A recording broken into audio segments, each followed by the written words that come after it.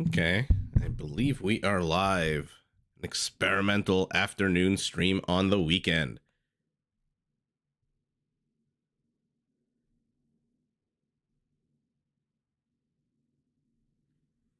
Just wait for a few more people to join, then we'll get the party started.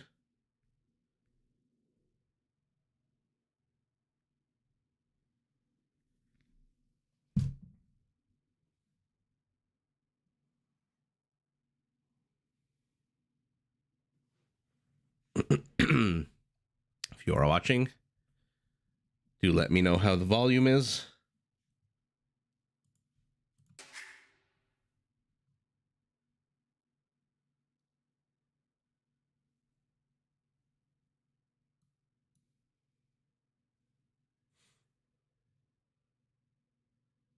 Hi, Rebecca. Volume good? Awesome. Okay, I'm just going to hit play and people will join. People won't. We'll see. Experimental afternoon live stream. So Ruben Stock in gray as the Portuguese. Jordan as the Spanish and green. Ganji as the Teutons. And Leonard Meister as the Hindustanis. Thank you, Kota. In red, Dratek as the Magyars. ACCM as the Celts in the pocket. Velese also in the pocket as the Chinese. And a Buddy Buddy as the Slavs. Fairly okay map here on the left side. One corridor going diagonally, one corridor going north. On this side, though, with between red and yellow, things get a little bit messier. There's a lot of different avenues. We'll see how the players decide to wall this off. Plus a huge open space between Leonard Meister and Dratek. Take a look at this. Basically Arabia here. We'll see how Dratek or even Leonard Meister decides to wall this off. If they do, I mean, I'm assuming they will. Big old lake here. We'll see if our Hindustani makes use of it. For now, two scouts ganging up on one. Not exactly a fair fight. Buddy Buddy trying to wall off, but very close to his base. Surprised he's not trying to make this stone pile contested a lot more. I'm sure Rubenstock is very happy to wall off here. This is not a bad location for him at all. Does get control of the stone in the back, and he's very close to the base of purple. Yellow pinging over here. I wonder why. Maybe this is where he says he's going to wall off. Is he going to make the lake part of his wall off? We'll see. Never a good idea.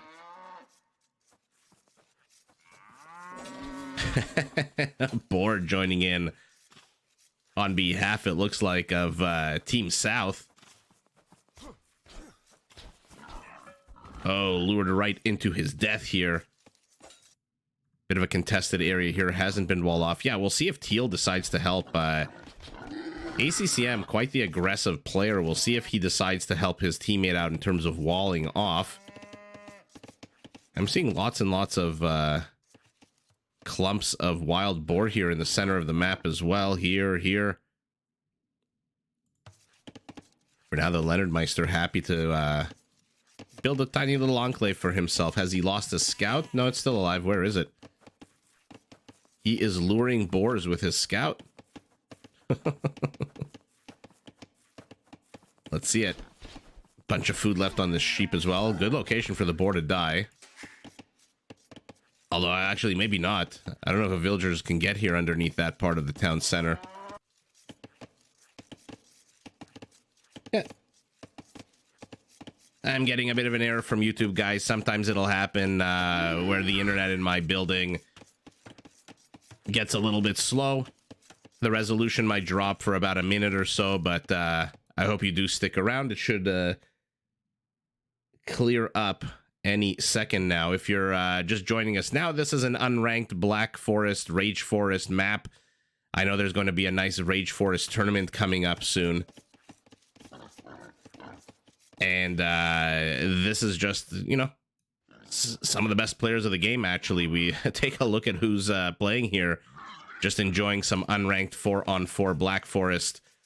I find that in unranked games, the players are much more aggressive. And so it makes for very fun viewing. And once the tournament starts, we'll see if I'm right or if they're still as aggressive as they are. We have a Borpril here by Ganji. Follow along on his journey.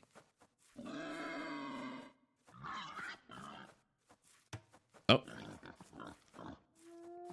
Beautiful move here. And he's already supporting his teammate here with a few houses. Although supporting the pocket position teammate, not really supporting Rubenstock, who is here on his own. What's his population? 20 for everybody. First up to feudal will be Dratek. Our red Magyar first for his team, though, is Leonard Meister, our Hindustani.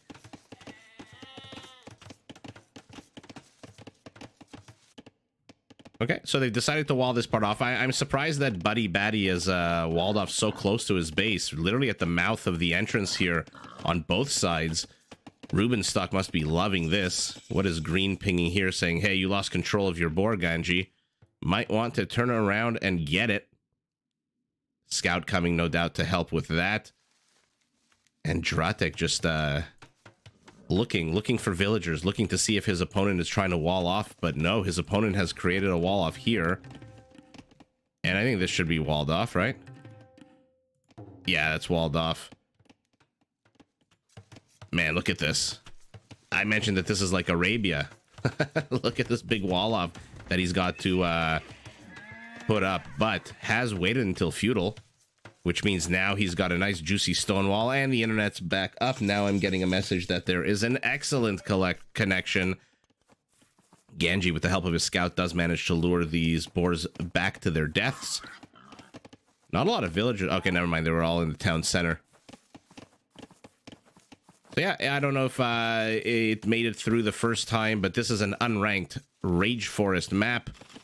Played on the standard lobby, the ranked ladder, unranked ladder. Oh, Dratek has to be careful here.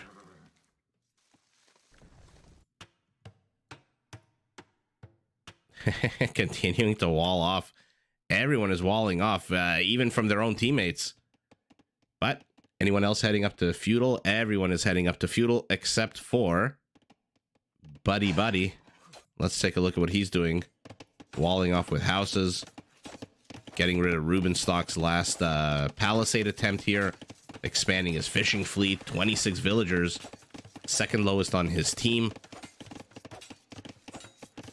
Take a look at Teal, by the way. Already 10 fishing ships. 27 villagers for ACCM. Man, his macro, his economy is just... his economic skills are just fantastic. But take a look at Dratek. I told you, he's playing this like Arabia. 3 scouts with 4 kills on them. Let's see if they can do anything. For now, they're just circling. A 4th scout coming in. A spearman coming in as well. Where are these units streaming in from? I guess as part of the infrastructure, part of the wall off. He's built these military building. Look at him right-clicking, right-clicking, right-clicking, getting that. And he does get the wall off. Beautiful move here with the villager that's being attacked. But tethering his scout cap to the spearman, not exactly super effective. Ganji gets wind of this, immediately walls himself off. Dratek here being incredibly aggressive. But a few feudal age archers from his opponent should be able to shoot these villagers away. The problem is there's nothing here that can really take down walls or even buildings. Surprised he's going for the wall and not the actual barracks or the stable.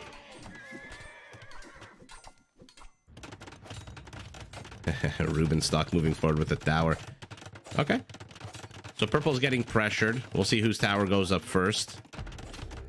Looks like purple's probably right. 80%. Yeah, Rubenstock a little behind. But he already has a tower up. These villagers need to garrison. Perfect. Will Valese help his teammate out for now? What is he building? He is going up to Castle Age. So, lots of very quick Castle Age. This is a lot of food, by the way, for Dratek. He made it first to feudal, but take a look at his food count now. 82.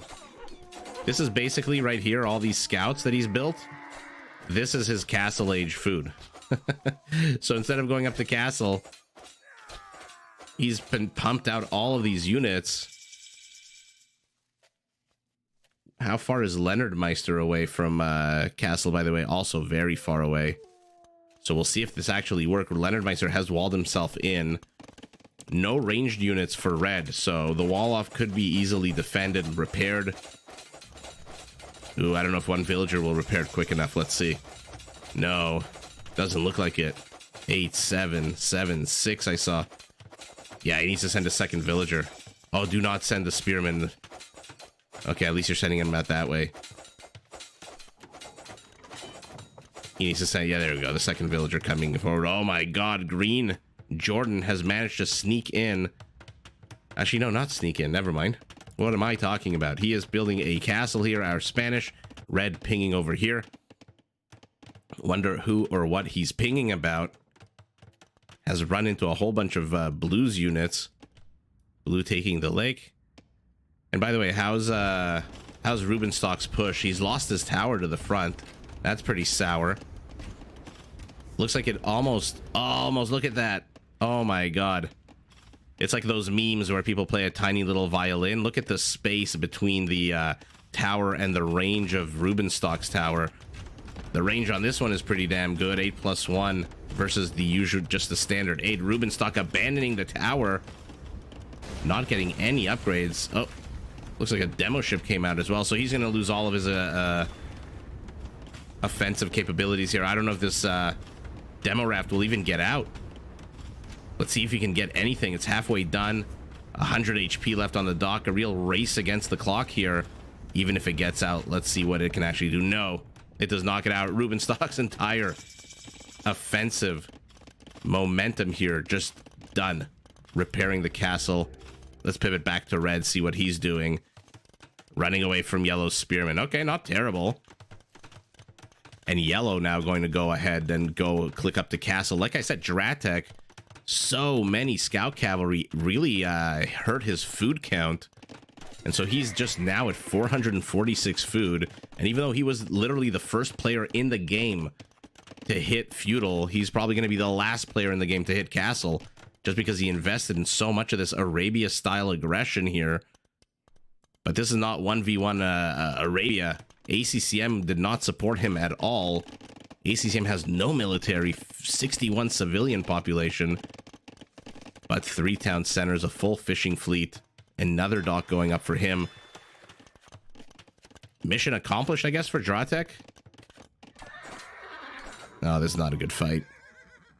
I guess it's mission accomplished. He managed to delay any kind of offensive against him, but again, take a look. The barracks, the stable, part of his wall off, he realizes how weak that is, so he immediately walls off right behind those structures. What an absolute mess. At the same time, Jordan pushing in with conquistadors, but okay, they're admiring the masonry on this wall while they wait for petards. Rubenstock's tower still up, still only at 8 range to the 8+1 of his opponent.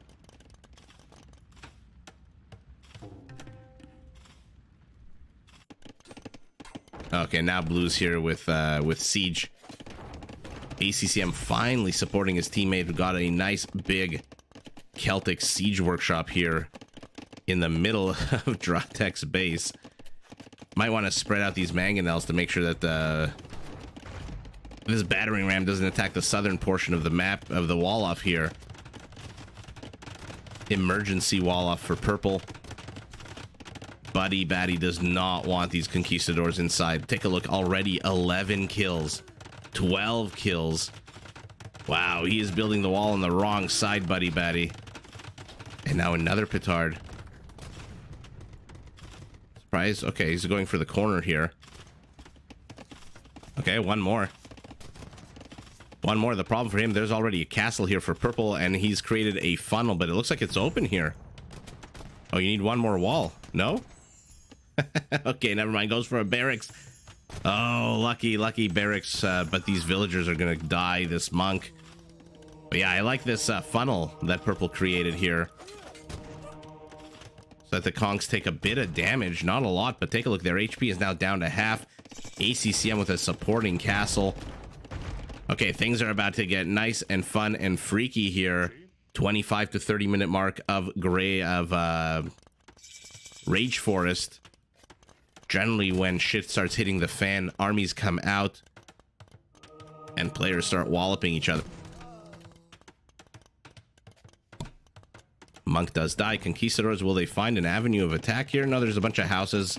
Stone miners have to retreat. What's Rubenstock building? Not too much at the moment. Does he finally have the upgrade? Still no upgrade on that tower. So this tower for purple is nice and safe. Red continuing to be annoying with his scouts.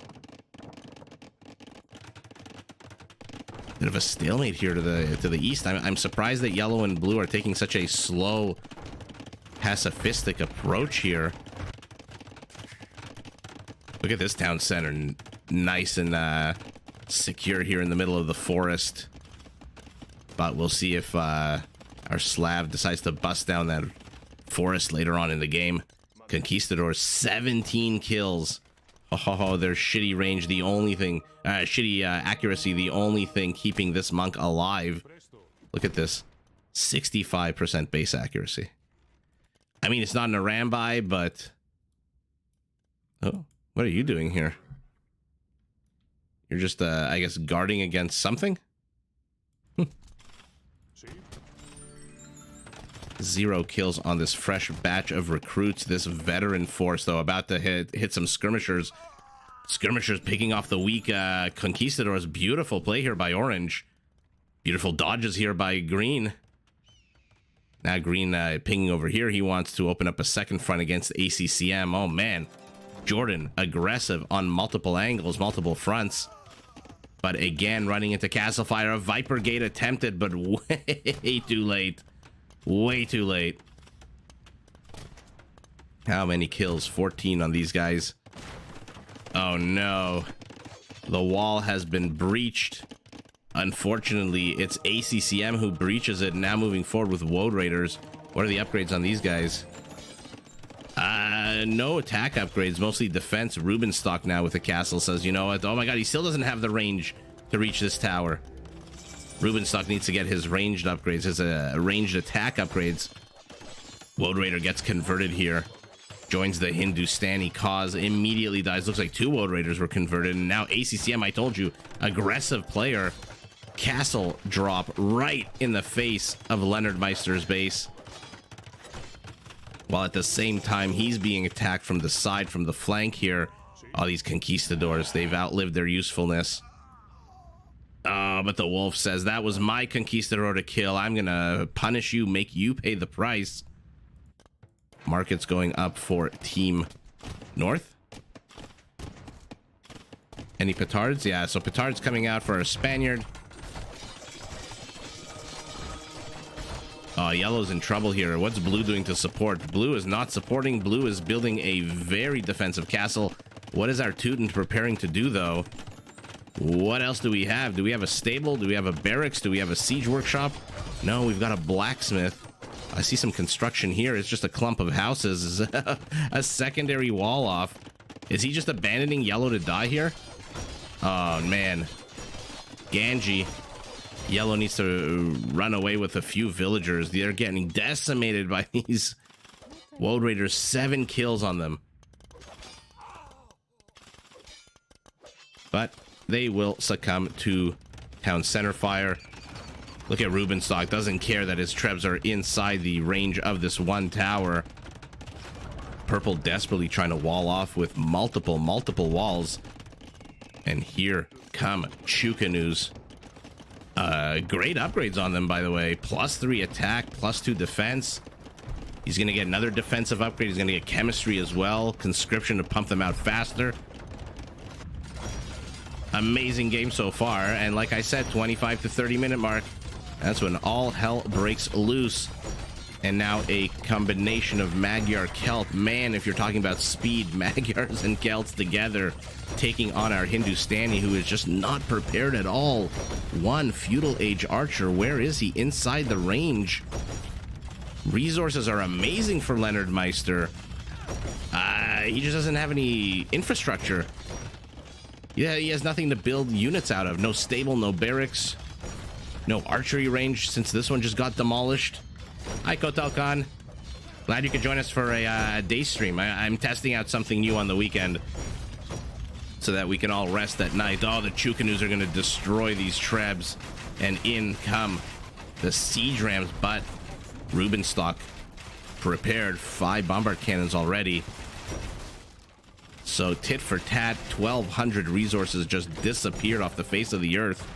Chukanus, where are you going? You are chasing bombards. Don't go chasing bombards, as TLC taught us. Oh, now he's targeting the villagers? No. Oh, 1 bombard goes down. Chukanus have to retreat. There's no way they can continue this. I mean, Valese is sacrificing Chukanus so that these rams can close the distance without the bombards bothering them. But 3 of them, 1, 2, 3, one more. Oh my God! By the skin of his teeth, Rubenstock has managed to save that castle. No, don't waste 2 more siege rams here. Wow, what a fantastic hold. Oh, you did? Awesome. Deathmatch or random games? Oh, these conquistadors are going to run straight into skirmishers, but I don't think they need to be afraid. In my estimation, my esteemed estimation, you probably need a 2-for-1 ratio when you're trying to take out conquistadors with skirmishers, just because, yeah, they take damage, but they mete out 16 in damage to a unit that has, look at this horseshit HP, 35. Oh no, did the stream cut out again? Can you guys hear me? Sorry, I'm seeing an issue on my end. I don't know if it's the stream or if it's something else.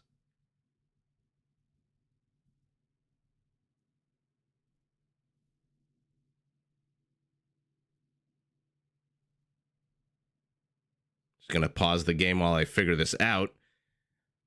Sound is good. You can hear me? Do you see is there a video on my end? Okay. I don't know, guys, what the hell is going on with my internet. Sometimes it seems like it drops. All is working perfectly? Okay, perfect. Thanks, Ghost Effects. Let's pivot north. Rubenstock continuing the barrage. Any rocketry on these guys? No rocketry just yet on the Chukanus. Looks like our Teuton is now under attack. Yellow's base has been ransacked, but again, they leave a villager. How many times have we seen in Rage Forest that they leave a villager behind? And that just is very problematic. I mean, look at their vision. They don't see anything here. They don't know that there's lumber camps. He still thinks the wood line goes all the way to here. Oh, but maybe now he'll see. No, he doesn't. He turns around. Oh, patrol. Halberdiers against Teutonic Knights. We all know how that ends.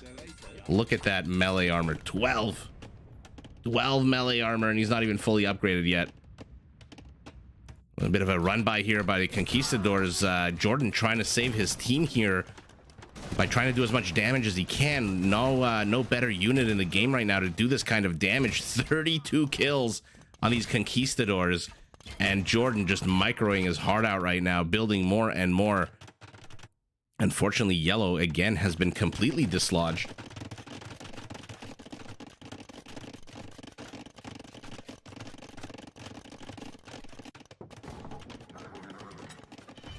This is a lot of bombard from Rubenstock. I'm trying to click how many. 12 with siege engineers.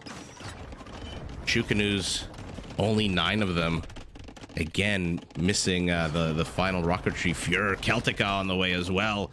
Oh man. Teutonic Knights here taking on ranged units. Not too sure that's the right way to go about it. But again, this villager has been left behind. Who knows what kind of trouble she can get up to if left to her own devices. 26 kills on the 10 remaining conks. They are immediately retreating.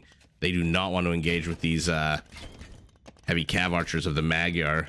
I mean, look at those stats. Look at that attack. Red pinging over here saying now we need to push back Green's castle. Okay, looks like our Chinese player is going to start. How's Rubenstock's castle, by the way? Man, did that thing survive by the skin of its teeth. Oh my god, again, it looks like it crashed. Let me know if you guys can see the game. On my end, it's constantly telling me that the thing is crashing.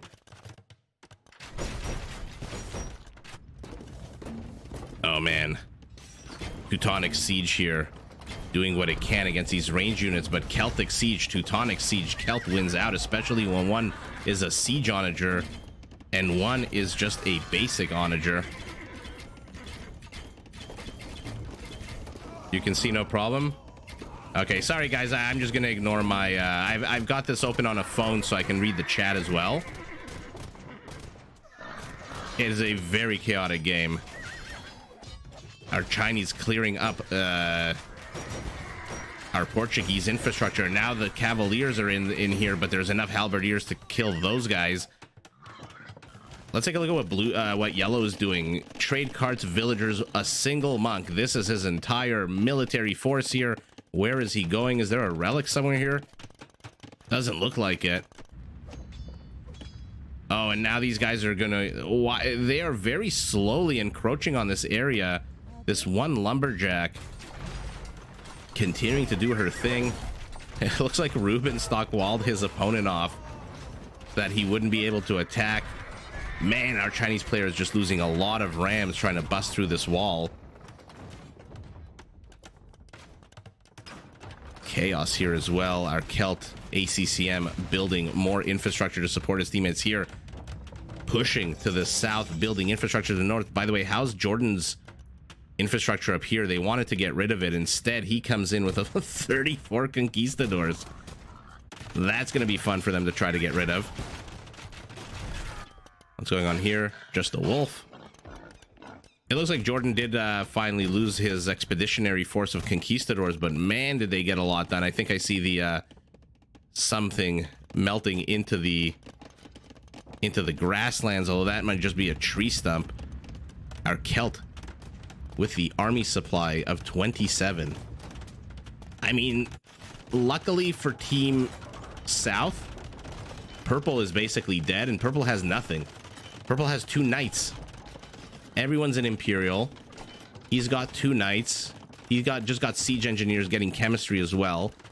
That should help against some of this onslaught, but he just does not have units. And so it's up to Red, who, by the way, is on this side of the map, to go all the way to the other side of the map to support his teammate. But now he's pulling a Jordan, moving in here. 13, 14, 15 kills, 16. Oh man, Magyar HCAs are just so ridiculous. But he gets a whiff of Teutonic Siege and has to retreat. Make sure your pathing isn't oh, I said make sure your pathing isn't bad. ACCM massacring these villagers. Self-own here. Friendly fire for these onagers. Let's see how much friendly fire there is. Out of 13, only 2. Not bad. Not bad.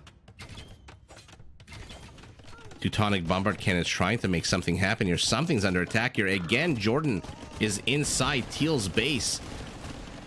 Or at least the extension of Teal's base here. Teal's base seems to be nice and secure. Nothing really attacking it. But now their trade is in jeopardy with these conquistadors. 4 kills. 3 kills. 4 kills. Oh, the villagers are running. The villagers are huffing it out. But Jordan's castle is under attack here by Magyar. A single Magyar Hussar. Halberdier in here from Rubenstock, being as annoying as humanly possible. And there you go. We're at that stage of the game where the map basically becomes Arabia. You walled everything in. You tried to get your wall offs up, but at the end of the day, onagers are out. Siege onagers are out. So wall offs mean nothing. What is Teal pinging over here? Oh no, they're losing trade cards. 50 kills on these conquistadors, 34 of which are economy. Wow. Jordan just getting so much done, but does finally lose his castle to this Magyar onslaught. Not too sure these Conquistadors can handle with their 6 range and 8 range, 12 attack heavy Cav Archer. Love the Teutonic Knights, one of my favorite units in the game, but not exactly that useful here when your opponent is going siege and have heavy cavalry archers. Our Chinese player pumping out more skirmishers, trying to get those Conquistadors, also raiding. I honestly don't know who the hell is winning this game. Take a look at the scores. It looks like Team North is winning it, but by a tiny margin. Oh, and Jordan is going to change all of that single-handedly. 80 kills on this clump of Conquistadors. 81 kills. Let's combine it with these guys. 102. 102 kills, 84 of which are villagers and trade carts and fishing ships. Chukanus have to be careful, though. These bombard cannons from Rubenstock. He has 16 of them now. Rubenstock might want to start helping his teammates out just because it looks like they're being pushed into a lot. Our Teuton managing to hold the line for now. Lots and lots of upgrade. Blast Furnace going up for everyone. Green will have Hussars very soon. Off the back of 0 trade cards. Oh, man. Oh, one unfortunate halberdier gets a big old ball to the back of the head. Self-kill? Self-kill? Oh, this is a bad location for onager shots. 2 halberdiers being as annoying as possible, but Chukanus are going to come and help out. The problem is they're coming to help out, and there's a big body of Hussars. Attack rounds absolutely terrible here from purple and from orange. No one can do any attack rounds. They are way too close to the trebs. You cannot risk it. I said you can't risk it, and he risks it for the biscuit. 96 kills on the remaining. It takes 3 players, teal, red, and orange, to dislodge these Conquistadors. Man, is it a powerful unit. And man, is it annoying, as are the Magyars. Oh my god, returning the favor here is our red Magyar. Dratek says, hey, Jordan, thanks for walking so that I can run. Comes in with how many? 19 Cav Archers that already have 50 kills. But Leonard Meister, our Hindustani, who's been biding his time, rebuilding his base in multiple locations, a clump of houses, fishing ships, civilian population. Where the hell are his stables? There they are. 12 stables. How many villagers on food? 30 on food. He's got way too much wood. Rubenstock single-handedly pushing in here, though. What the hell do you do against 17 Portuguese bombard cannons?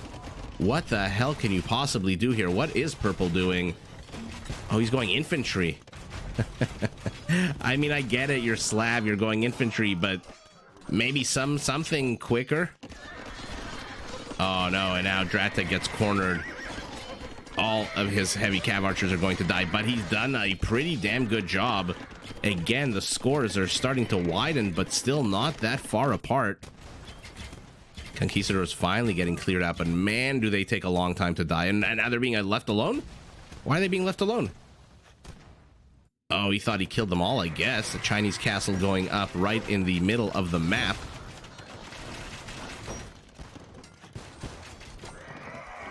Did we miss something here? No, they're still all here. 18 of them now. He's repositioning them. He's got his bombard towers up. So not too much this onager will be able to do against 3 bombard towers that outrange him by 3 tiles. Our Hindustani coming in. What are the upgrades? Fully upgraded Hussars.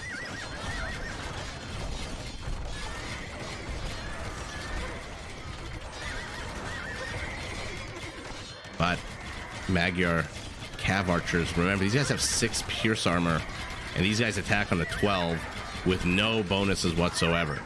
So 6 damage a shot to a unit that has 95 HP means you need, what, 16 shots? 16 Cav Archers to one-shot.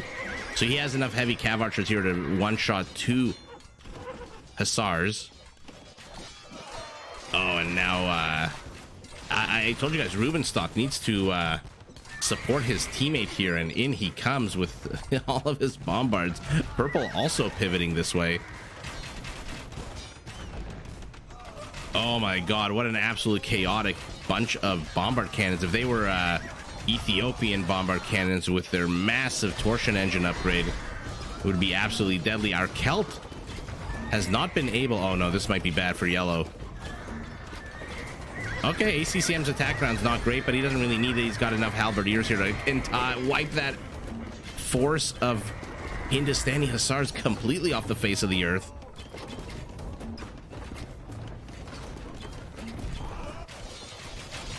Okay, I guess Rubenstock's abandoned this part.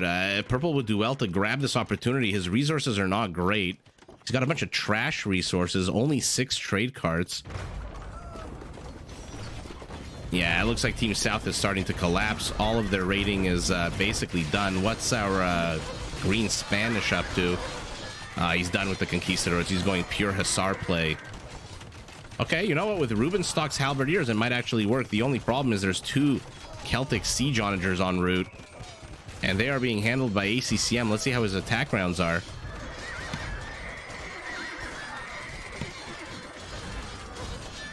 Rubenstock sees it. Rubenstock gets one of those siege onagers immediately. ACCM though, what is he doing? Hasn't fired a single shot yet. I don't know if he's looking here. He's probably microing down here where the he's basically trying to end the game. Great move by Rubenstock to move to pivot to this side of the map. Oh, the Chinese light cav are just gonna melt. I don't know if they'll even get one of these bombards. Nah, they get one. Looks like they got a couple. But for all of that food outlay, I don't know if that's really worth it. Although bombards are pretty damn expensive, 450 resources each. The problem is there's no answer to ACCM. Oh no, now the trade carts are pathing like shit. Does he still have the one villager? He still has the one villager here. If yellow wanted to be annoying, look at the vision. Yellow could build a whole bunch of stables here. Maybe even archery ranges.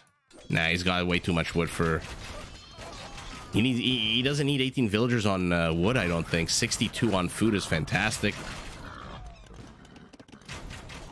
Yeah, it looks like Team South is collapsing. Jordan has GG'd, Rubenstock GG'd, Ganji GG'd, and Leonard Meister GG'd as well. Wow. Chaotic game. I'm surprised Purple didn't push into here when Rubenstock pivoted south. Although, look at ACCM. Look at how annoying he's being. No kills on the Onager just yet. Balls already in the air, ready to kill that Onager. And if they miss, the Halbs will do it for sure. But ACCM here to the south also. MVP of the game. Although Dratek, you know what? 64 Cav Archers with 155 kills. Not a bad second top score for him. Not bad at all. Let's move on to the next one. Ooh, Cumin. Slam is in this one. Zastosi. Okay, Daniel's in this one as the Turks. This could be an interesting game. Game number 2. If you're joining us now for the first time, these are unranked lobby ladder games where the players are just having fun, probably testing out different strategies. I don't know why it's not not loading.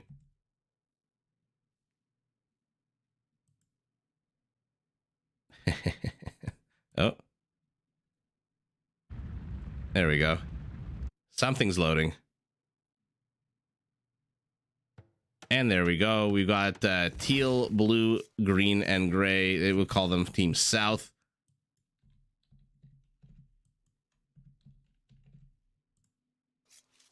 All right. And actually, this is definitely not a best of 7.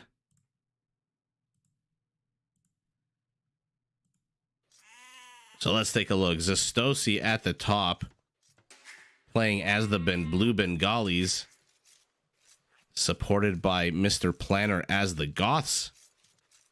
In the other pocket position, Regiden as the Koreans, or we usually call him just Richard. And on the other side of the world, we've got Valas as the Lithuanians, opposing them Slam as the Hindustanis, Kingstone as the Cumans. I don't think I've seen Kingstone play Rage Force just yet. I'm excited. Amazing player. Daniel as the Turks, as we mentioned, and Speed Limit as the Incas. Ooh, we'll see how the Bengalis handle the Incas.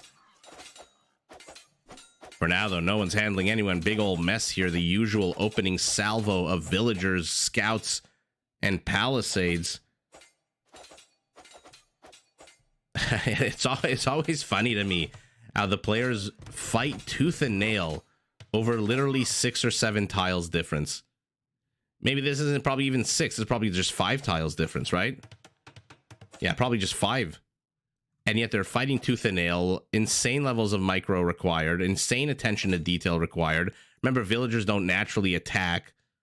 So if the unit they attack dies, they just kind of stand around doing nothing. And in other parts of the map, oh, he's hiding from the wolf.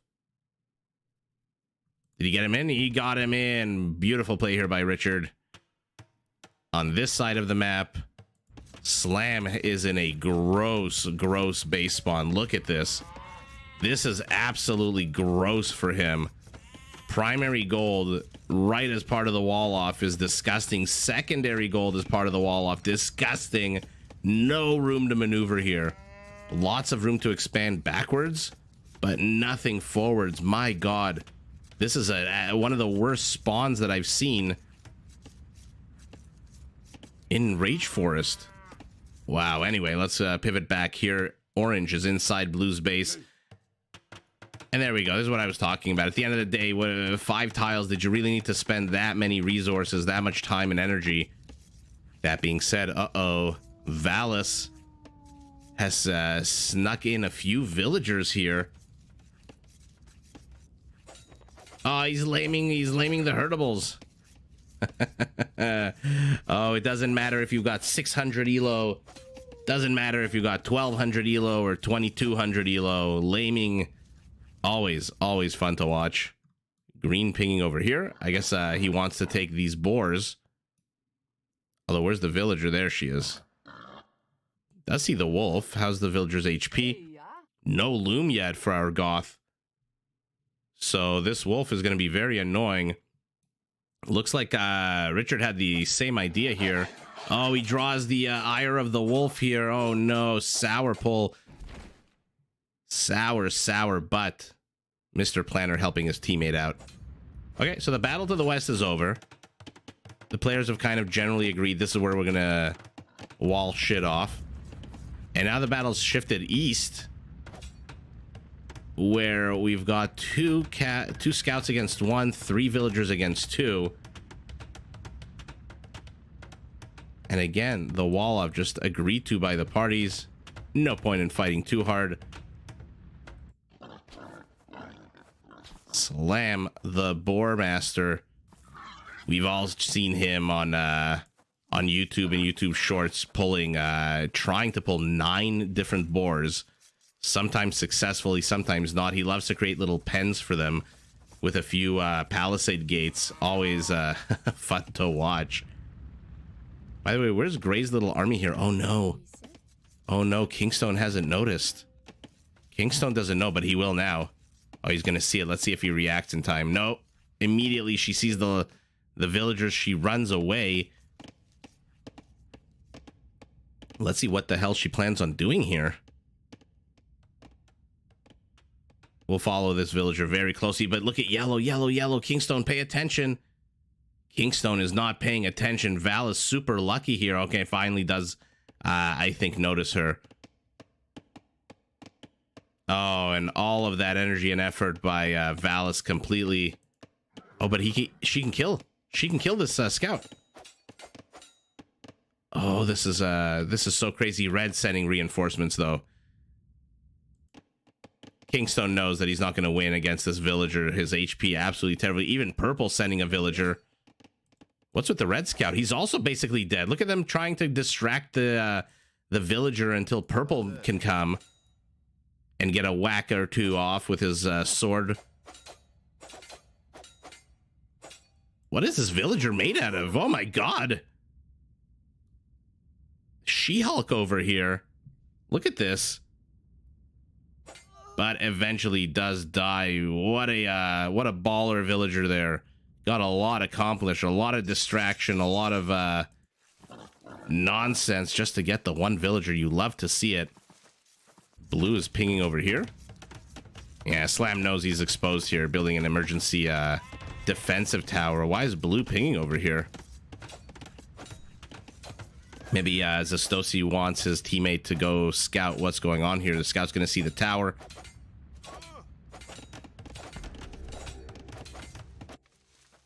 The 2-bore pull, it looks like.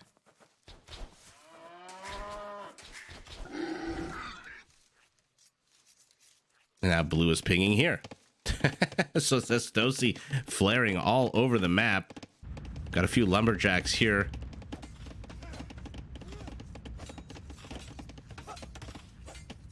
Oh, purple. Gray is very optimistic here, trying to repair these palisades with villagers under attack. Okay, we've got our first feudal ages for our team. Mr. Planner, the first for his team. What is he planning on doing? I'll take a look at his resources. He is planning on going to Fast Castle AF. We'll see what that's for. I mean, it's the Goths. We know that's for. not exactly a overly complicated civilization, the Goths. Only a few different avenues they can go to. Zastosi now finds himself under attack. Or finds himself attacking, rather.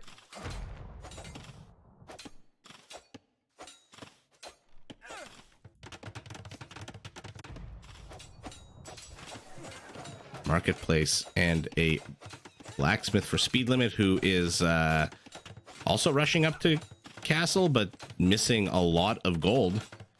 3 players on Team South are already heading up. Green, teal, and gray. The only player not heading up is Zastosi. What are his resources like? Not good at all. Red and purple also. Surprised yellow is not going up. Oh, never mind. He went second town center during feudal age. That always eats up. That always slows everything down. It's a fantastic feature. Fantastic, what do you want to call it? Like a Civ feature or Civ characteristic, but man, does it take time to get a town center up in feudal age. Okay, is Zastosi walling off? What's going on here? No one really contesting these parts of the map. Valis walling this off with stone. Okay, so he probably wants to engage into here, if I had to guess. But let's see. First to castle is green. First to castle for Team North is purple. So the 2 pocket positions. Our Goth immediately getting upgrades for his lumberjacks. What is his civilian population? Only 27. Looks like Zastosi here building fishing ships. Okay.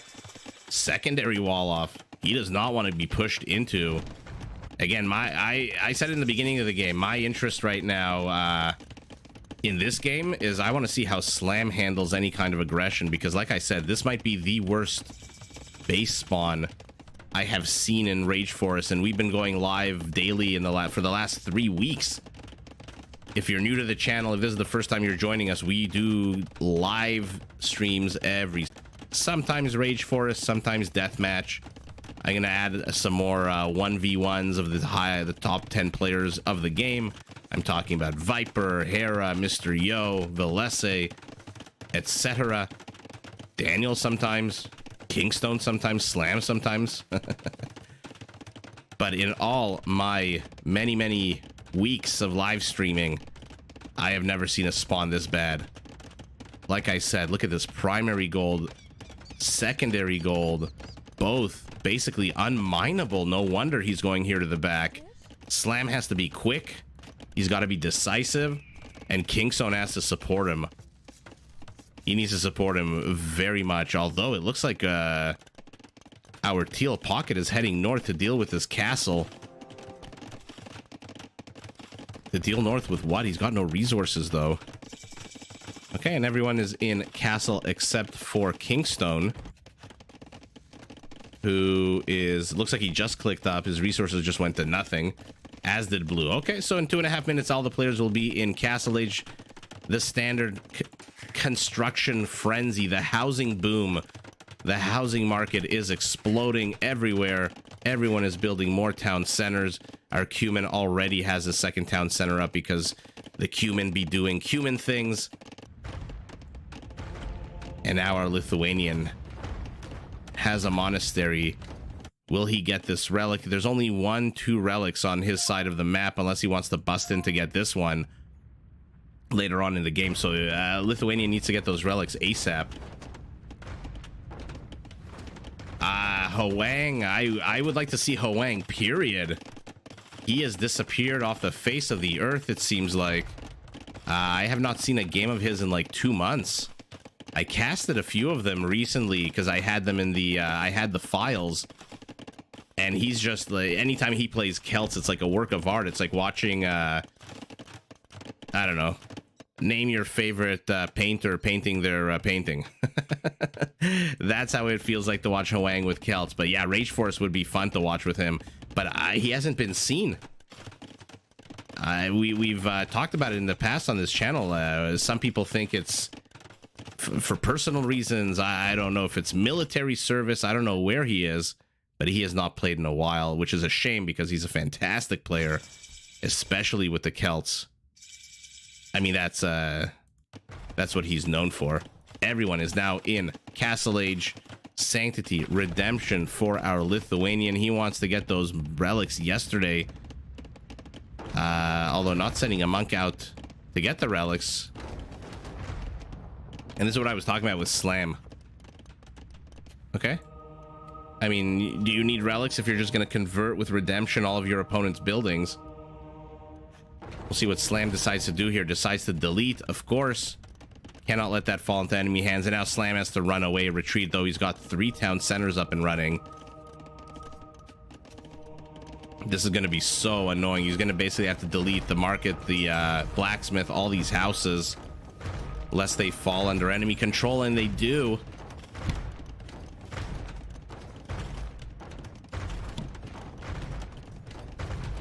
Mangonel shelling away at this town center, but it's being repaired with 2 villagers. Slam, no noob, moving in with a Mangonel of his own, but his opponent with Redemption, so annoying.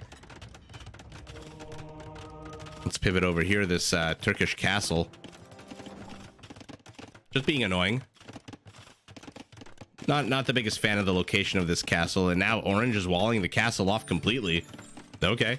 So this is basically, what, a sacrificial castle? Because when blue or green get up to Imperial and the first Treb comes out, and by the way, blue first, despite being the last to hit castle, is the first to hit Imperial. That Treb's gonna come out, although he needs stone to build a castle, right? He's only got 400 stone. That castle by Daniel is gonna go bye-bye. Our Lithuanian inserting himself here into the center. Slam, man. Emergency castle. But 4 monks, extra HP. Oh, is he gonna wall him in? No, he's using the villagers to attack the monks. Okay. Okay, all right. And now the Janissaries are here.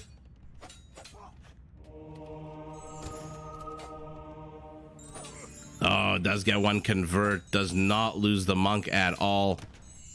Villagers desperately trying to kill this monk, but they are being healed. Unfortunately, no Byzantines on Team South, so it's not double the healing speed. What is attacking this castle? A very, very optimistic tower here.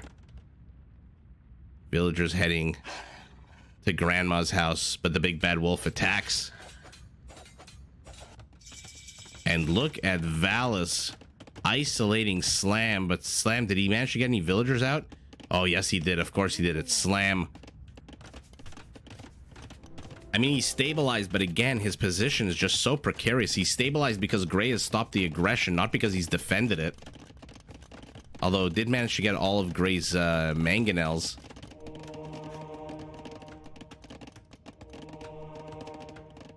No, those cabs are way too fast.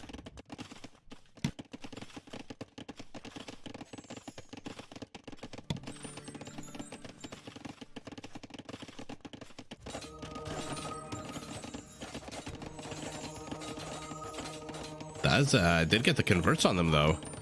Eventually. Oh, and now a mob of cumin villagers take out their rage against that monk. He dies. Now they're going to get outnumbered 3-2 with the huge HP lead for these yellow scouts. Okay. Is this only 173 HP there? And looks like the mix of Ghulams and villagers have managed to get all of the monks here for Valis. These villagers walling themselves in, but where do you go? What do you do? So annoying. Gray pinging over here, green pinging over here. Our Goth wants to bust through. He's already got 3 petards, 2 Huskarls en route. Elite Huskarls, Town Watch, and Perfusion. Let's see how many barracks he has. I'm assuming he got Anarchy, right? Otherwise, there's no point in getting Perfusion. He doesn't have any barracks here. Okay, building 3. Needs a bit more... okay, as he's getting wood, he's continuing to build. Remember, with Perfusion, these barracks work 3 times faster. So basically, 4 barracks gives you the output of 12 generic barracks. One of the most insane things about the Goths. That Anarchy Perfusion combo.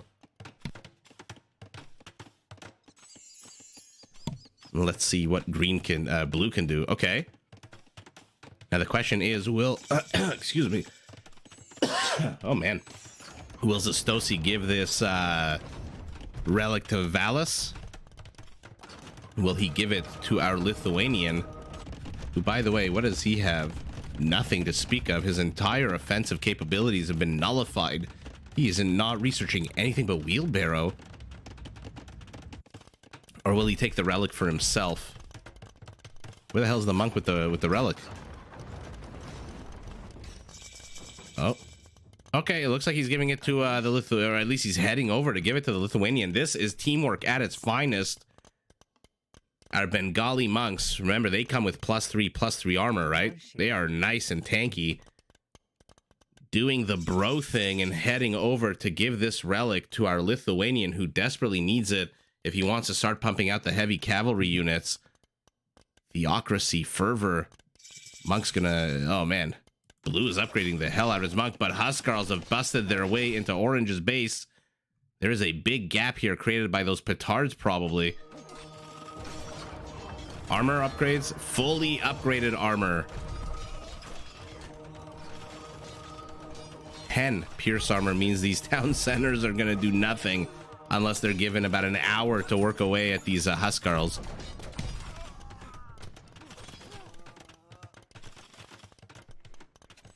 But let's see what the Eagles can do. Let's take a look at their stats.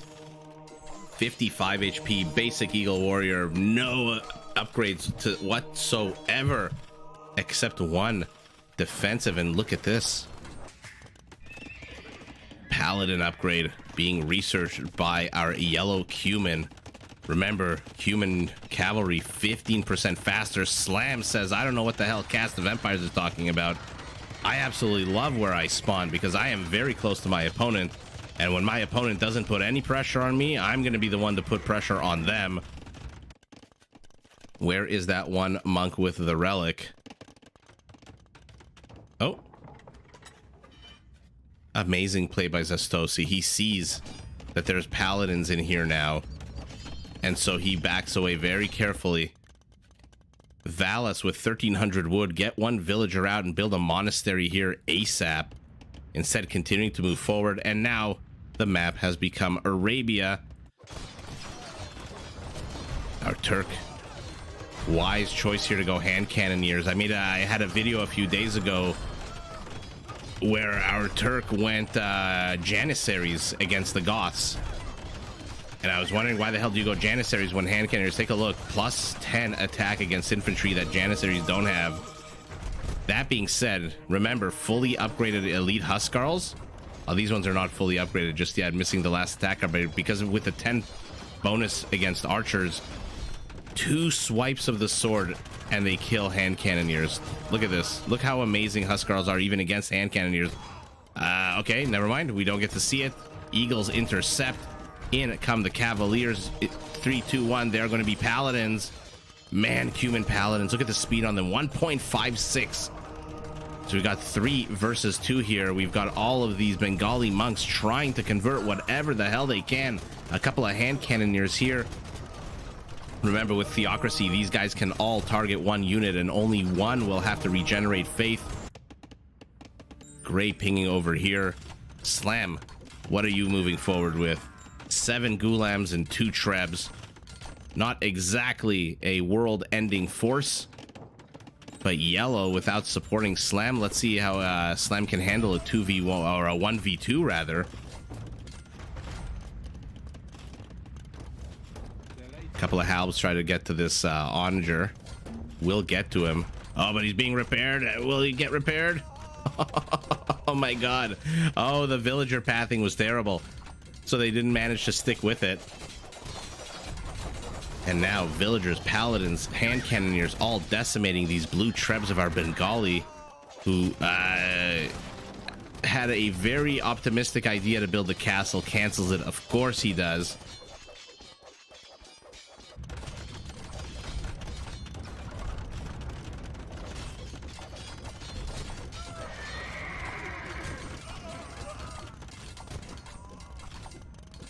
Okay. I mean, Slam's getting pushed back temporarily. I don't know if these halberdiers are going to really do much. Even, how many halberds for Team South here? 26. Especially with a castle here, garrisoned by, okay, only 2 villagers. Now the paladins are here. Okay, so they've held on to here. Where are those monks, by the way, with the relics? And how is our Lithuanian looking? Late Chai on the way. Let's see when they pop out what their upgrades are. +4, and he's researched only the first attack upgrade.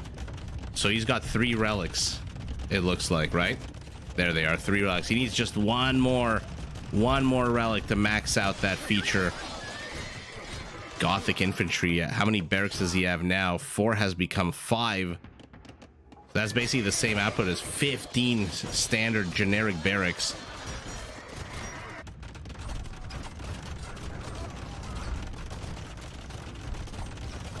Okay, Slam laying siege to this one Lithuanian castle.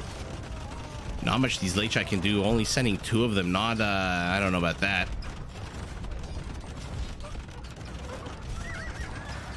Upgrades on the Paladins, by the way. Not fully upgraded. What was just research? Shatagni was research also, so take a look at these, oh, not against onagers. Take a look at Slam's hand cannoneers, one of the deadliest upgrades in the game, in my opinion. +2 range on hand cannoneers. Bonkers. Teal pinging over here, saying, probably, I want to get trade up and running. How much gold is this? 92 gold. A good amount between the trade.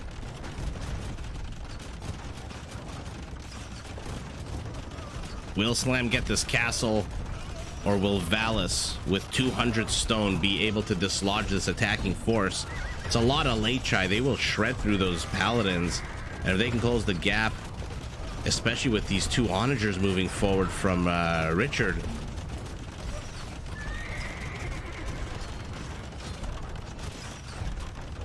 Oh, man.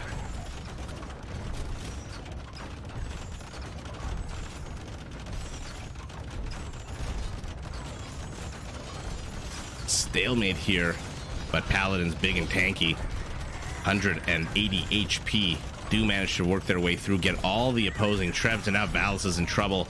Stone count is 900 now. He's getting architecture, wanting to make his buildings nice and big and strong. Upgrades going up for all the players. It looks like Green has inserted himself into the back of Daniel's base. These Huskarls, not the quickest moving units, but man, are they annoying to deal with when they start raiding. But it looks like our Turk is here. And he is taking on Bengali elephant archers. Bengalis have some pretty damn good elephant archers. Not yet fully upgraded, still 25 seconds away from chemistry. We'll see how they can handle. They're not the strongest units, but man, that HP on them makes them so tanky. Oh, I just love to watch this. I am surprised that they're pushing back these hand cannoneers. Uh-oh. Incan two-handed swordsman. You know, I'm not gonna lie, not exactly a very common sight to behold. I mean, the Incas have so many other units that they can turn to when dealing with these siege elephants or just dealing with any army at all. I don't think I've ever seen this many two-handed swordsmen for our Inca, or for any Inca, to be honest. Slam, let's take a look at his progress. Slowly inching tile by tile with these annoying hand cannoneers. Must be like 1,000,000 kills on them. 79 kills on them so far. Oh, look at this. They noticed that Daniel was trying to insert himself in here, immediately wall this off, but where's the villager to complete this? Probably en route. Oh, paladins being so annoying. Only 2 relics now for our Lithuanian. Is he moving relics? Yeah, it looks like he's moving relics. Put the relic in the monastery. Put the relic in the monastery. What are you waiting for? I guess he only got 2 late shy. Fully upgraded finally. Synchronized poking, always fun to watch when it happens. Doesn't matter if it's 2 units or 100. And looks like our Goth has discovered the trade route. What's the payload on these guys? 97. So basically quite similar to the 92 of the ones in the south. 93 here. Trade incredibly similar. Let's see if these paladins manage to get in. Nope. Huskarls v Paladins, not exactly a fair fight. Won a last. Huskarl, 9 kills on them. How many economy? All economy. All economy. Fantastic. Now he's pinging over here. Not too sure why he's pinging over here. All of these elephant archers are dead. Their baskets are rotting in the sun. Has he managed to complete his wall off? Oh, just now. And again, doesn't really matter because this onager is just gonna shell away at a bunch of these other trees, and there you go. Who will be who will be the quicker player here? It turns out that blue is the quicker player. Hand cannoneers decimating anything they can. Doesn't really need to get this close though. Remember, these guys have a good amount of range on them even without Chautauqua. Some sourness here. These orange halberdiers are here to help try to get through, but these walls have been completed way too quickly. Man, Bengalis. Okay, attack the weaker part of the wall. No, there you go. 197 HP, 132, 87, and now they're gonna bust through. There we go. Together with how many? 4 bombard cannons. But now our Bengali, one of the most hated civs in the game, if not the most hated civ in the game. But man, when they clump their elephant archers, that's a lot of HP. Look at that, 7,500 HP of army. And these paladins are just pathing terribly right into the center of it all. That being said, we've got some Hindustani bombard cannons with siege engineers. So far, our Blue Bengali is the one holding back the insane tide of aggression here. Where are these 63 Huskarls from our green Goth, by the way? Where the hell are they? I mean, I'm seeing little clumps of 5 here, 3 here. Where are the other 50? Oh no, and now Hussars are in the trade route. They are, I don't need to tell you, much quicker than the Huskarls. These slow-moving Incan two-handed swordsmen. I don't know what the hell the point of this is. Multiple avenues of attack opening up. Yellow's paladins are in here with their 15% faster movement. What are they fighting? Oh, they're fighting Huskarls. What an absolute chaotic battle here, right next to all the trade. 2 Bengali monks just trying to heal anything they can. Purple retreating. House slams attack again, inch by inch. Every 2 minutes, every 3 minutes that we come back, he's advanced another 5 or 6 tiles, and he is just destroying anything and everything in his path. That being said, his team's trade is absolutely being wrecked, and now Blue has managed to insert 29 elite elephant archers into the center of their base now. This is going to be an absolute nightmare to catch. To stop, rather. To catch is not going to be a nightmare. They're moving ridiculously slow, but... Oh, man, if he just hangs out here... Oh, and that's exactly what he's going to do. 33 kills. We'll keep an eye on the kill count on these guys. To the west, they're fighting bombard towers. They're fighting regular towers. They're fighting hand cannoneers, paladins, Zastosi. Scores for the team so incredibly similar. 49 kills on these elephant archers. 50, all of them probably what? 32 of it economy. And by the way, they haven't dealt with these hussars yet either. Okay, finally does manage to get the hussar, but there are even more of them here. Oh man, these Lithuanian hussars, remember, they don't get any benefit of relics. Our Lithuanian has 60 in Lechai. Okay, they're gathering here. It looks like there's going to be a some kind of counter push against Slam's army. These guys must have over 100 kills by now. 108 kills. But they've got to be careful. Bombard cannons, siege onagers, 5 economy only. How many kills on this hussar? 4 kills on this hussar. 7 on this one. Finally does die.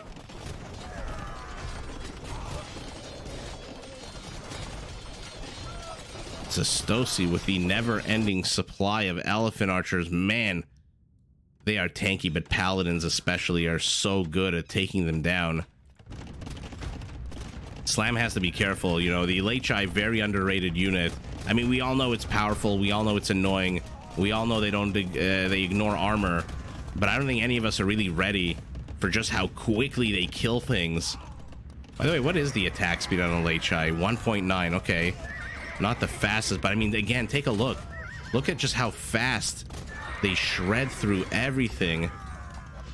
Oh, now winged hussars. Remember, Lithuanians and Poles, the only civs with winged hussars. And now Slam is being pushed back, exposing this castle. There's a lot of army here. Bombard cannons, Huskarls. They have a pretty damn good attack bonus against building themselves. 6 attack bonus. And it looks like Team North's position here has been cleared out. Amazing coordination between green and blue, saving their trade. Look at this huge amount of trade for both teams. It's absolutely beautiful to watch. More and more resources for both of them means a lot more fun units. At this point, it basically turns into deathmatch, where everyone's just, if they have their trade up, everyone just tries to beat the hell out of each other. Paladins continuing to explore this one avenue of attack. We've got the slowest attack. Oh, he takes a big old ball to the back and dies, but man, Zastosi with his elephants is being so annoying. 38 of them, 10,000 HP of army. 10,000 HP of army. Bonko. Looks like all the raiding has stopped for both teams. They're basically focused now on one avenue of attack to the west. Looks like this one is stalled as well, and one avenue of attack to the east. Teal pinging over here saying, hey, let's open up a second front. There's still a bit of gold here. 475 gold. Lechai streaming in together with the Halbs should be able to do a good amount of damage against these paladins. 114 kills now on these hand cannoneers. Blue pinging over here. Oh, beautiful onager shot, gets all the villagers. Oh, and now he's getting all the hand cannoneers as well. 10,000 HP has become 9,800, so not a lot of difference. Reinforcements streaming in from our blue Bengali. Elephants just so hard to deal with. Bombards will do a good job taking away their HP, but bombard towers are going to fall. They are static defense. All the elephants have to do is just go around them. Human paladins destroying Trebs. Lithuanian Lechai destroying everything else. Oh, very close call there for red. Amazing maneuvering here by Slam. I mean, if you're gonna have a meat shield, human paladins are probably a pretty damn good meat shield to have. I mean, you should feel blessed to have that kind of meat shield. But Teal moving in, more and more units. He's got bombards in the back, but they are running away for some reason. I think he could have probably gotten one or two more shots off. 10,000 HP is growing, growing, growing. How do you deal with this insane amount of tankiness? Again, not the strongest units in the world. Basically a longbow attacking on a 7+4. No real attack bonuses here that to speak of. Take a look at that. Nothing against the buildings and spearmen, the usual. Oh, these traps have to be careful the second they unpack. These purple Turkish. Okay. They have artillery, so it's a +2 range on them right now. Gray pinging over here. Okay, I tried to do a run by, but Team North not falling for that again. Immediately walled themselves off. This is a lot of Lechai. +6 attack. He has maxed out. Where's that monastery he built? He has maxed out that Civ feature. 3 relics here, probably one over here. No, okay, one somewhere else. Maybe, okay, in the nook where it was before. Amazing get here for our Grey Lithuanian. And now every single poke of the spear does 22 damage. Armor doesn't matter. Elephants continuing their slow plod over to the north, but Teal needs to get his butt up here, help out with some of these bombard cannons. At the moment, he's doing what? Building infrastructure to help Gray. Slam has been knocked back to the front of his base. Again, Lechai just so powerful. 150 HP. A second avenue of attack has been opened up by onagers. Wall-offs mean nothing. I don't even know whether they're wasting time trebbing away at this gate. Just bust down some of the trees here.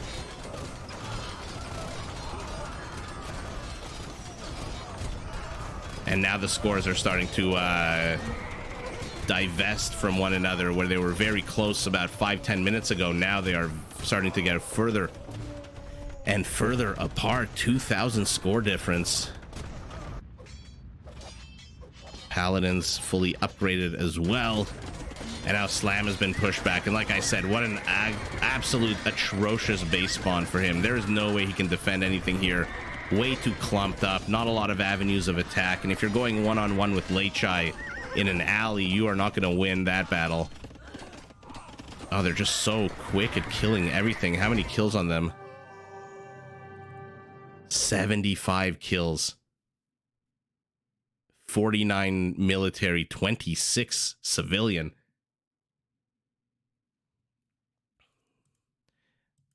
Wow. Okay, let's we'll watch one more. Let's take a look at the trade, by the way. See what that 90 per cart. Yeah, these are some good numbers. Slam, unfortunately, not able to get his trade up at all. Surprisingly, he didn't receive a lot of help. It looks like our Blue Bengali was helping the Lithuanian out. Not a surprise there. Take a look at this map. Oh, man. What an absolute colorful and confusing map with all of these different upgrades. Yikes. All right, we'll watch one more. And then if the internet holds up, we'll see. Okay, Slam is the Berbers this time. Daniel, Kingstone.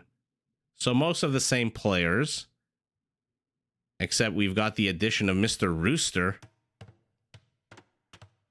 So we'll call these guys Team North. Okay, they are already called Team North. Let's take a look at the players. Slam again in red as the Berbers. In yellow, Kingstone as the Portuguese. Rooster as the Purple Franks. And Daniel this time as the Mayans. Opposing them, Richard Regidan as the Slavs. Mr. Planner back this time as the Huns. Zastosi back as well as the Malay. And Slam we already saw. So those are the players. We've got the Malay opposite the Berbers.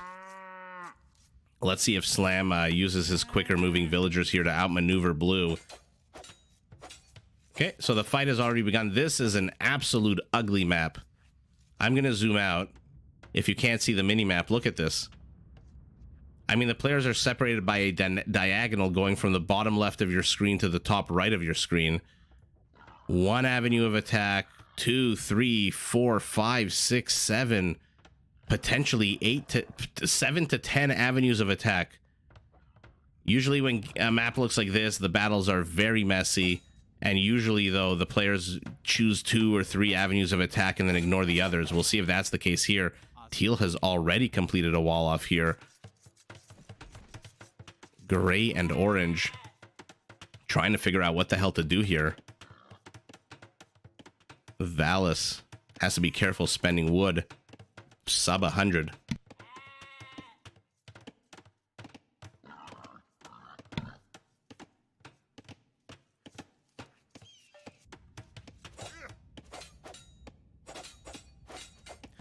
Slam does not want that house to go up.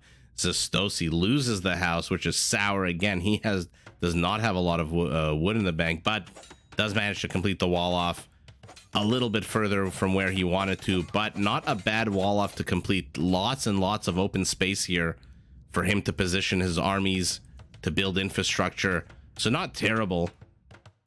Slam in a bit of a better spawn this time, although again, this heart-shaped primary gold, very forward-facing. Orange pinging here, saying, hey, I'm walling this part off. Somebody needs to wall this part. Oh, never mind. It is fully walled off now. But man, what an ugly wall off. Like I said, these kinds of maps are, they lead themselves to bizarre engages later on in the game. This quicker moving Berber villager making his way south. No, Daniel lost his Eagle Scout. Is he going to try to sneak the villager in? Hope his opponents don't notice. Nope. Just decides to poke in, see, and back away. Okay, never mind. He's building a wall off. So nobody's trying to sneak anyone in. Borpole here by Richard Brigidan. It's a pretty long way to go till the town center. Let's see how he handles this.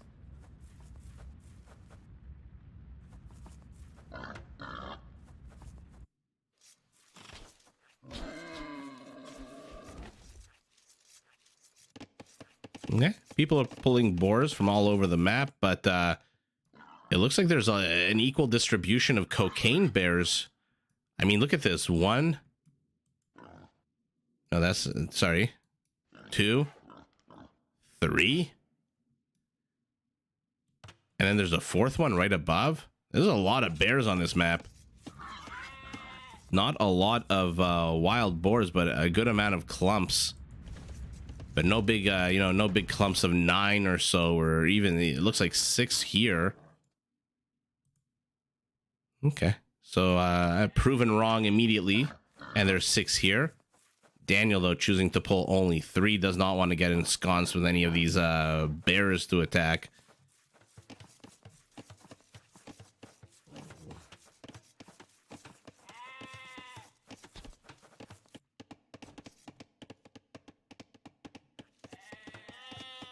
Sheep are bleating all over the place. And let's take a look at the wall offs. Like I said, they generally in maps like this get very messy. So red making no attempt to wall any part of this side off beyond the few attempted palisades, which probably should delete. Has walled off this part of the map, but it looks like there's a gap. Oh man, uncharacteristic miss here by Slam. Between this palisade and this tree line, there's a gap. It looks like both players have missed it. Unless I'm missing something. It looks like these palisades don't go straight to the tree line. I don't know who made the mistake first. That either Blue made the wall off, and then Slam assumed it would, he knew what he was doing, or Slam did, and Blue assumed that Slam knew what he was doing. Orange pinging all over the place. Ugly wall off here. Bit of a nicer wall off up here. Now he's pinging here that he's being attacked over here. Yellow pinging up here. Oh my god, is he going to try to pull 6? No. Red comes in. Okay, so they're just pinging the location of boars. Kingstone going for only 2? Really? Okay, leaves the 3rd boar behind. While Slam pulls his 3. Also, a fairly long distance. Oh no, Daniel not paying attention here, probably looking at his wall offs. Loses 2 of the boars that he managed to pull, although he is first to feudal on his team. Valis right opposite of him, first to feudal on his team. Purple pinging over here, I guess reminding Slam that he's got 2 villagers here, so make haste. And now Cocaine Bear has entered the chat. Look at him slowly running. Let's see how Slam handles this bear. He handles it by immediately gunning it down with the town center.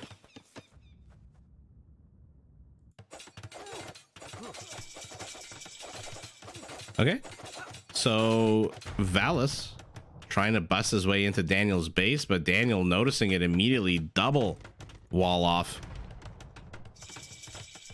We'll see if anyone notices that this part I don't think is fully closed. Bit of a sandwich of Blue's wall here. Okay, so Daniel has secured his wall offs with... Is he going to make another wall off here diagonally? Yeah, man. Oh, man. When they're defensive, they get defensive. Any army supply, so to speak? No. Villager count basically identical. Anyone heading up to castle? 2 players on team south, 1 player on team north. Oh, it looks like Kingstone, once he gets the food, will be able to head up to castle very quickly. Okay, everyone is in feudal age. Slam just needs 150 more food, 70 more gold.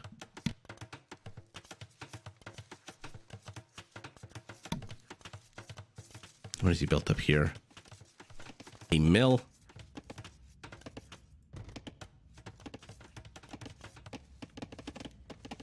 Okay, everyone just continuing to expand their economy. Again, now he notices it. Now Slam does notice and immediately walls it off right until the edge of the forest. Okay, I'm glad. I thought maybe I was missing something. I thought maybe there's a hill. And, you know, sometimes when there's a hill in Age of Empires, you don't really, it's hard to tell where one building starts and another building ends. But that is not the case. Purple's vision not great enough to see what's happening on Lake Valis. Yellow pinging over here. Is he moving forward with some villagers? Some villagers is an understatement. 7 villagers. We'll see what kind of infrastructure. They still have axes in their hands, so it doesn't look like he's plopped down any kind of structure just yet. And like I said, the housing boom begins. The real estate market on Rage Forest is about to explode. Everyone building town centers the second they hit Castle Age.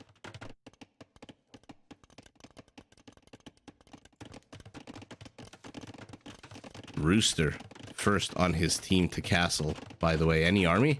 Just the 1 scout. Where is it? Oh, it's continuing to patrol here.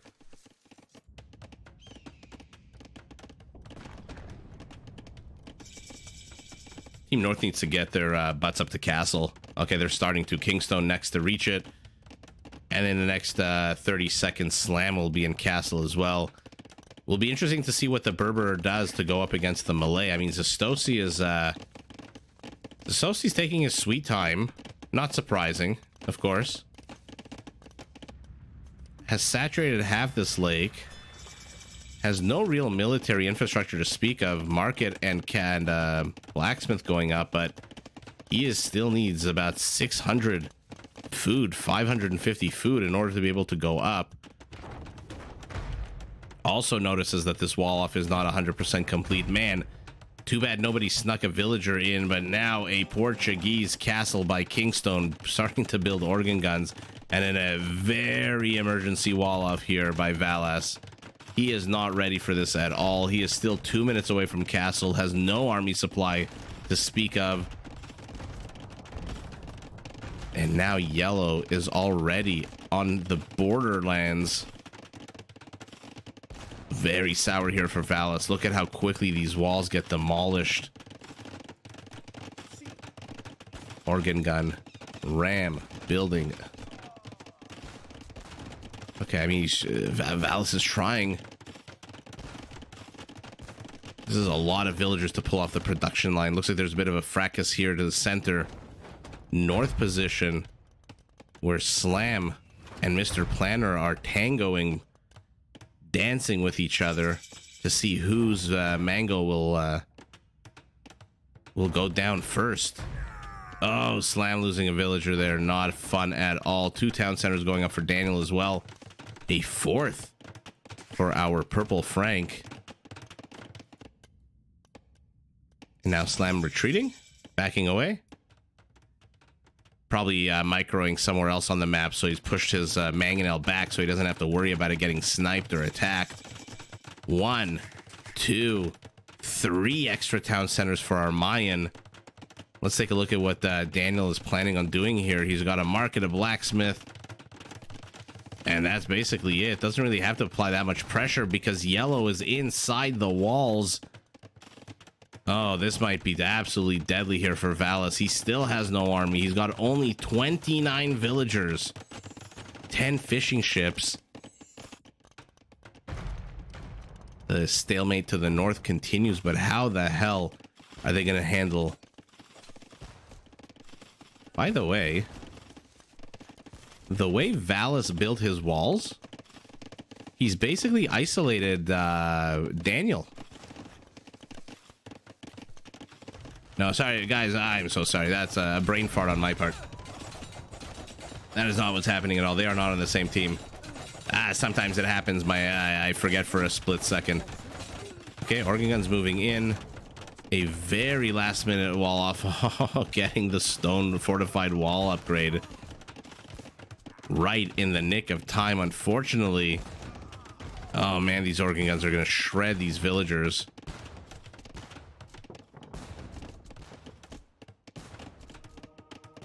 Another town center for Valis.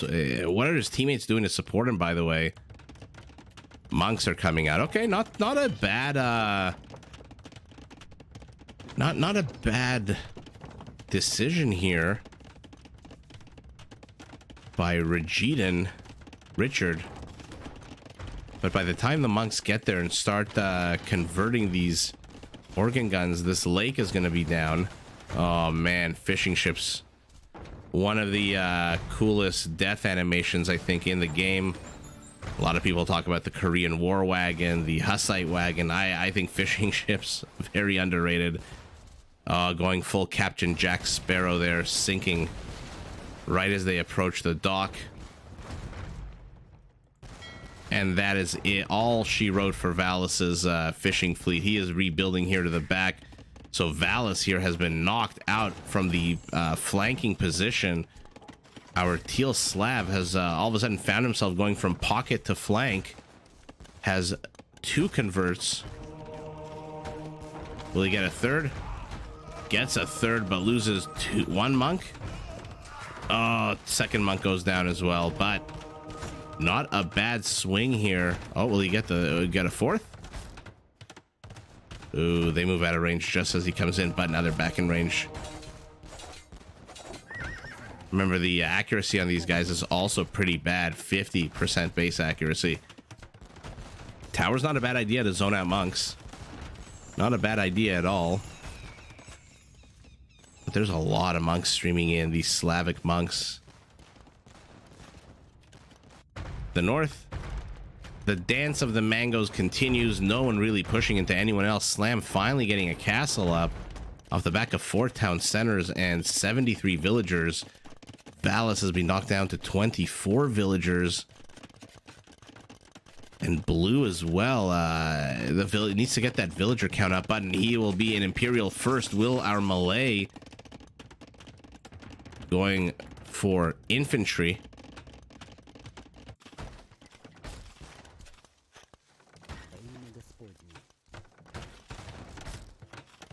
Let's see if these 6 monks can do anything. Nope. Kingstone's reaction time too fast. Decides to delete his mangonel as opposed to having it fall into enemies' hands. 1 though still left.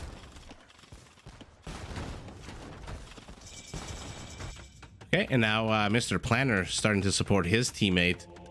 2 relics for him. Battering rams coming out, which is great. But what's the follow-up? He's got no other army, and he's 2 minutes away from Imperial. Purple, on the other hand, going Cavalier. Big shock for our Frank. How are the upgrades? 1 attack upgrade, 2 armor upgrades, a 3rd armor upgrade on the way. Caravan, rather. Never mind, handcart. Caravan on the way, and now a castle for our Frankish player as well. So we're going to see a combo of organ guns, Frankish Cavaliers. And by the way, take a look at Rooster's resources. The second Cav finishes, you know he's going to start researching Paladin. Let's see if I'm right. I hope I am, otherwise I'm going to look like an idiot. Husbandry also. So all cavalry upgrades finished for our purple Frank. Continues to amass resources. Monks, though, does get 1 organ gun. There it is. There's the Paladin upgrade. Beautiful. You absolutely love to see that unit. That unit is basically a quicker elephant at this point. 192 HP on them is just... yeah, it's a ridiculous. A backwards castle for Slam. Starting to get all defensive, making sure that any kind of trade that's going to come up eventually will not take any damage. Somehow Valis is still in this game. And not only is he in this game, he's in the game in his own base. Despite the fact that he's down to 44 villagers, army supplies are basically identical. With Valis gone, his teammate is down about 120 villagers, though. With his, when I say gone, I mean like his civilian and economy. What is he building here? A gate. Okay. 40 seconds away from him, Paladin getting a blast furnace as well. That's gonna a long research to get, FYI, if you didn't already know. Slam moving forward with a few Berber camel archers. Does manage to get the snipe off on one of these BBCs, but then the others escape with halberdiers chasing him away. What's going on here? Rooster building a marketplace in the top corner. Baloo's fishing fleet. Let's see how big it is. Only 28. Not the end of the world. And now our Malay has 29 halberdiers primed and ready to go and ready to fight. Peacocking does need to improve their upgrades, though.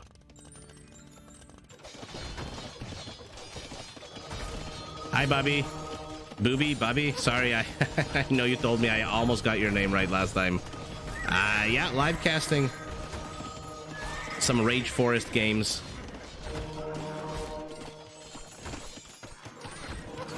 I figure I think there's a Rage Forest tournament coming out at some point soon. So more and more of the top players are starting to practice, which is good for me because I cast these non-tournament games. What are camel archers good for? They are good for sniping cavalry archers. So Mangadai, HCAs, Korean war wagons. Take a look. They have that +4 attack. They're not elite yet, so it's only +4. And what are they weak against? Basically anything that's strong against camels. So, or camel archer or archer units. So their armor is camel, cavalry archer, and archer. So basically anything and everything. Anything from halberdiers to skirmishers. Of course, what the hell in the game isn't weak against paladins here with 180 HP from our Hun.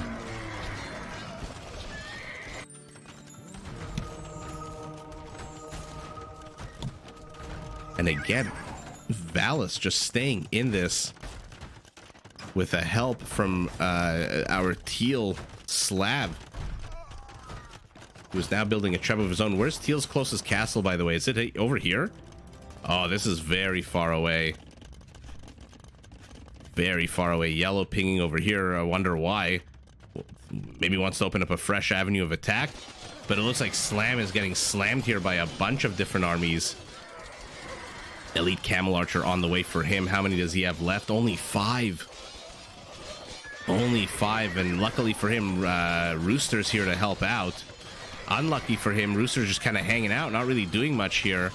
Slam pinging to the north. He wants these markets safe and secure. Purple's gonna have to send paladins, no? For now, they're busy attacking Green's paladins. And where is our Frank, by the way? Aside from those paladins he's got there, where are his other paladins? Okay, so they're starting to mass them here to the south. Oh, there's little clumps of them all over the map. I'm not too sure I like that. Finally sends them north. Will rebuild his market. Green engaging one paladin at a time, not exactly the best use of that unit. Leaving the last paladin for Slam. Did they miss it? No, they can't have possibly missed it. Oh, they missed him. They think it's nice and safe when Purple sends a villager here to build this market. Man, is he going to be annoyed to find out that there's a paladin here. Yikes. Okay. Slam deleting his infrastructure, giving Purple a wide berth to engage into together with his castle. Although the castle is a long way off. Malay crossbows entering the mix over here. Needs to get a few more defensive upgrades on these guys. But in 40 seconds, they will be arbalests. They will help out a lot. But Green can't handle this on his own with just a few crossbows. Has to retreat. I wonder if the crossbows would have been better targeting these yellow halberdiers down. And now we've got Daniel joining the party with elite Eagle Warriors with El Dorado, by the way, 100 HP, fully upgraded. Oh yeah, how many games have we seen live where just a miss of a button, or you're looking at one screen when you should be looking at another screen, and all of a sudden half your army dies, especially when there's siege out. Okay, looks like blue is doing a pretty good job here holding back these purple paladins. There's enough halberdiers here to tank. Positioning is not the best, but let's see how the Eagles do with their 8th pierce armor. That's just ridiculous. Oh no, and now Slam is in here as well. These Berber Camel Archers. So one cool thing about them is look how fast they fire. 1.7. What's happening? Did that villager discover the paladin? They discovered him and somebody killed that paladin. Let's take a look. Pivot back to Valus. By the way, what is Valus doing? He's continuing to build his economy. He is the last person to be in Castle Age. He has the resources to go up. Instead, he's choosing to build 2 castles. Let's see what he decides to do with that. If we're going to see an absolute swarm of Gebettos. Oh no, Team North is collapsing here. Slam with a huge amount of these Camel Archers. 38 of them now.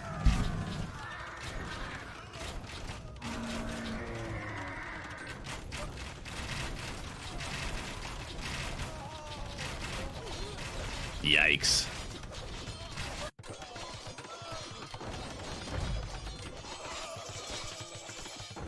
Slam with Slam Valus with another castle. Yeah, Gebettos are coming out. Look at the upgrades for them as well. Forging, armor upgrades. Remember, they are a ranged melee unit, so you do need to get those melee upgrades for them.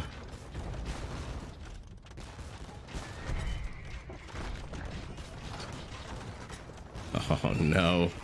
Hunnic infrastructure about to get wrecked here, but it'll be a minute or so before that castle goes down. 51. Yeah, Valus just hit Imperial about a minute or so ago. Gebetto's gonna be elite. Conscription. Slam just overwhelmingly mean. Camel Archers, 55 elite Camel Archers. Let's take a look at their attack on Cavalry Archers now. Went from 4 to 6. So if our purple Hun, not our purple Hun, our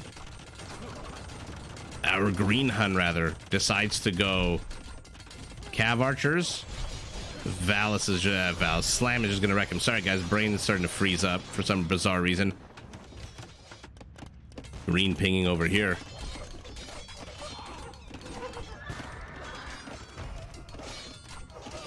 Kingstone moving in with a mostly halberdiers here. He's got 105 villagers. He's population capped. Oh, these Malay arbalests need to be a little bit more careful with the move command. These attack rounds out of Kingstone, absolute fantastic. Have just wrecked the entire body of these arbalests. Luckily for him, there's only the follow-up is only halberdiers. But man, how many of these did Zastosi just lose? That is ridiculous. Stalemate continuing here to the south, where our Slavic player is taking on our Frankish player. Juicier paladins against Druzhina upgraded champions with trample damage. Man, a lot of interesting battles here. Now remember, Gebetto's super fun unit, but they don't really have an attack bonus against anything. Take a look at that. Just a standard Eagle Warrior attack bonus. Anyone and everyone has an attack bonus against Eagle Warriors. Fernando Slam pushing in with how many? 65 elite camel archers. Not a single cavalry archer out on the map for Team South that I can see. Karambits being produced by our blue Malay here. Where are these guys? Oh, they're just on patrol command, I guess. Skirmishers coming out, but you're going to need a lot more than 11 skirmishers to handle 65 camel, or 67 now.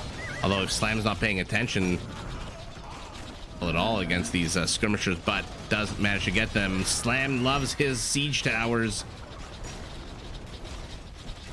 Oh, he's going to insert this right into the center of it. He's going to be so annoying with this. He's going to play bumper cars with it, distract his opponent. Let's pivot back west, where Valis, with the help of his teammate, has held strong. Look at this. And now with 3 castles, what is he producing? 30 Gebettos moving on to light cav.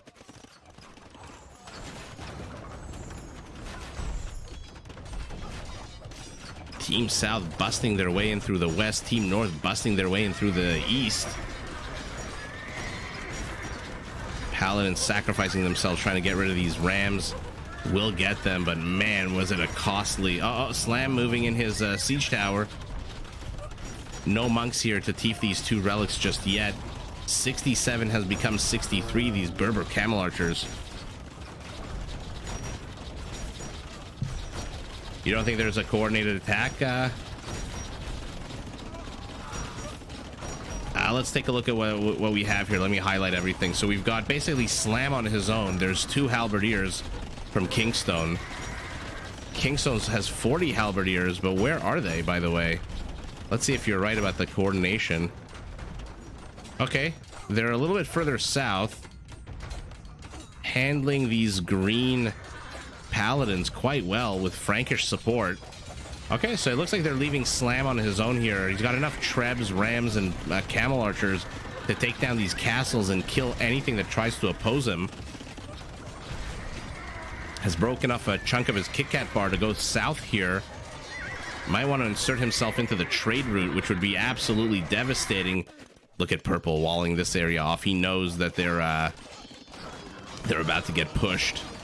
And so creating another line of defense. Teal, on the other hand, the MVP for his team, saving Valis's ass so far. Army supplies basically 30-40 apart. Civilian population basically identical. More and more of these halberdiers streaming out from our Slav. And they're going to run straight into what? Plumed Archers. A fantastic unit here by Daniel to take care of these infantry. Remember, these guys come with a +2 attack against infantry. Hi, Dave. Glad you could join us for this earlier stream. Oh, but light cav are a different story. Surprised that our plumed archer ran this far away and ran away from his own castle. I would have thought he would have wanted to run straight into the castle.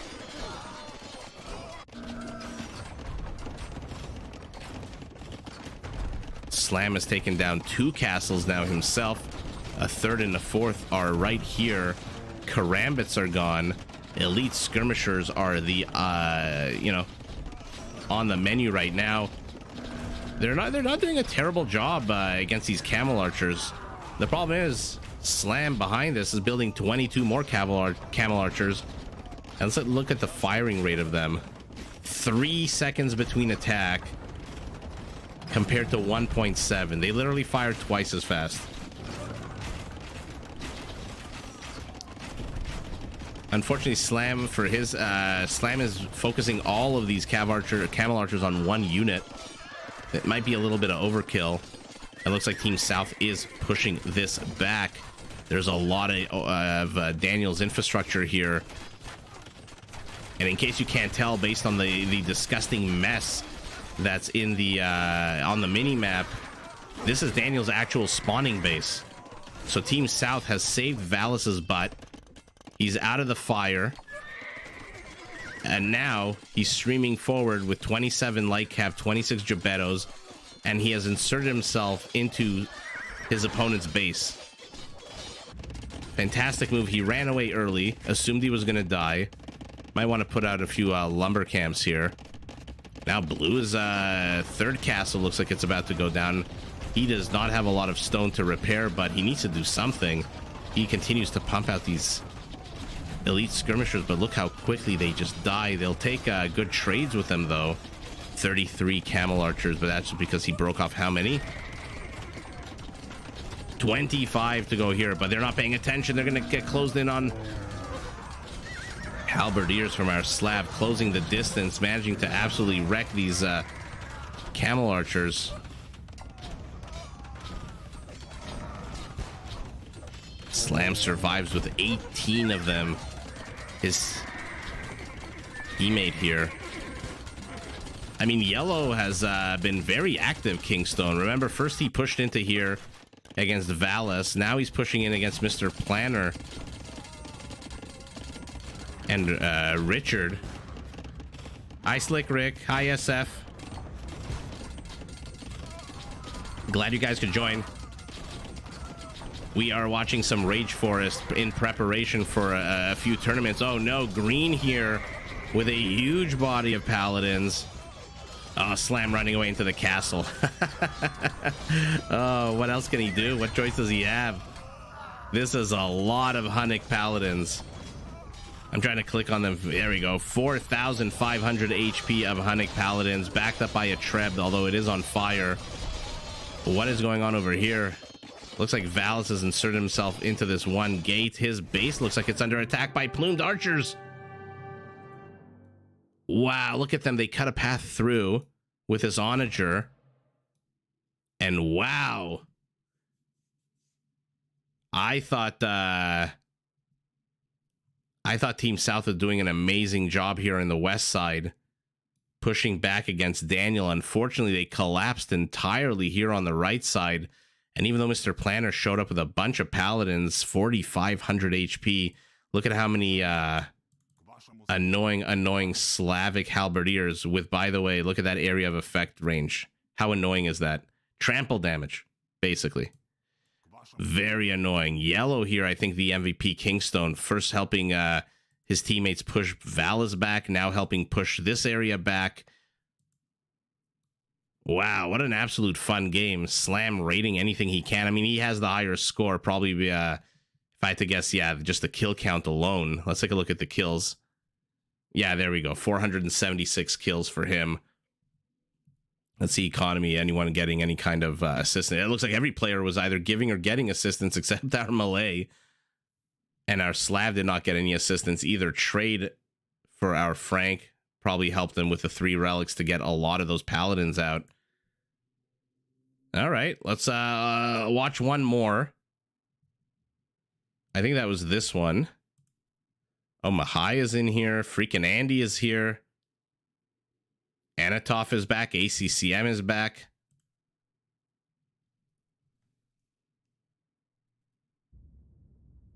Hi, Atlas. So yeah, we're streaming a little bit earlier today. At least, yeah, earlier where I am. So this will be Team West.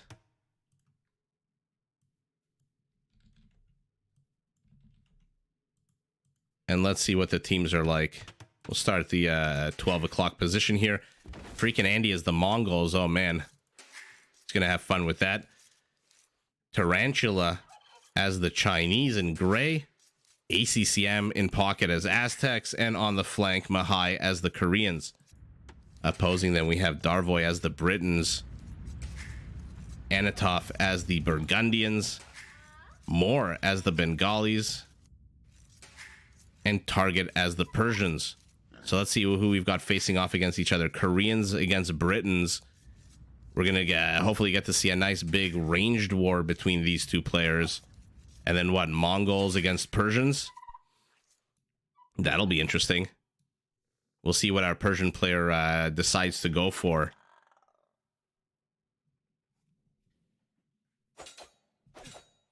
For now, the standard early game aggression. By the way, another absolutely hideous map to the north, easy to wall off. We got one little corridor. Although, take a look at how flimsy this forest here is. 1, 2, 3, 4. 1, 2, 3 tiles away from breaking into the northern part of freaking Andy's base. Which is why Blue wants to wall it off here. No surprise there. Then there's another corridor to the south with a very irate alligator crocodile defending 6 boars. We'll see if Yellow decides to pull these boars. And then to the south, it's a big old mess between Mihai and Darvoy. Take a look. That is an absolute messy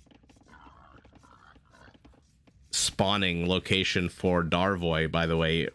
Similar to that really bad one that we saw for Slam a few games ago. We'll see who gets control of this area of the map, this big old chunk of land here. For now, let's see if he does take...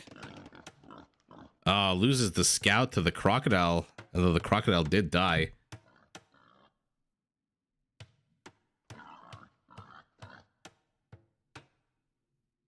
I appreciate that, Bobby. Yeah, I remember you're in Germany, right?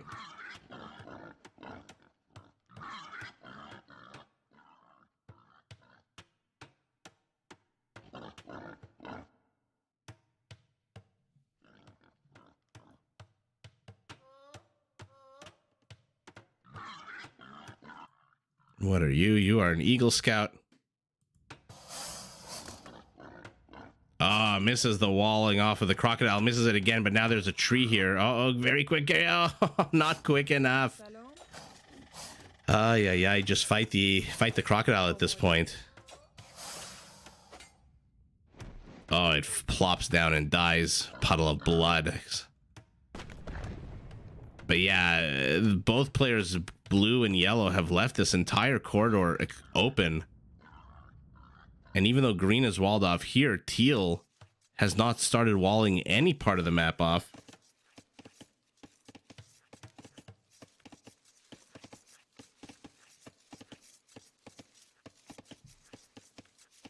Let's see what happens here.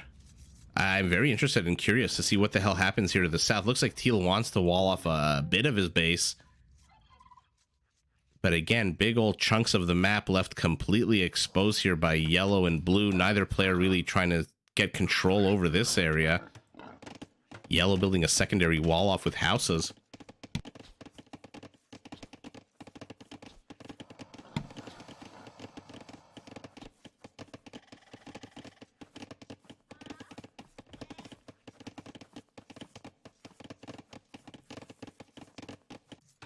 Oh, now he's building a barracks here. Okay. Not too sure what Mahai is doing. I think this is the first Rage Forest game of Mahai that I'm watching, actually.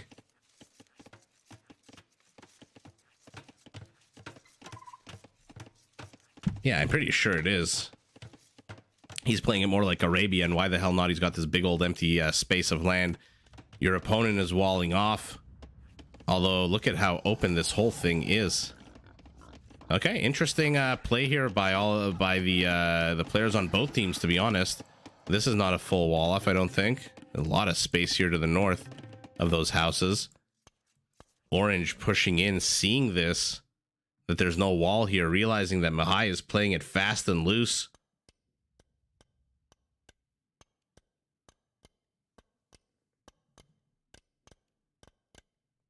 Oh, I'm sorry about that.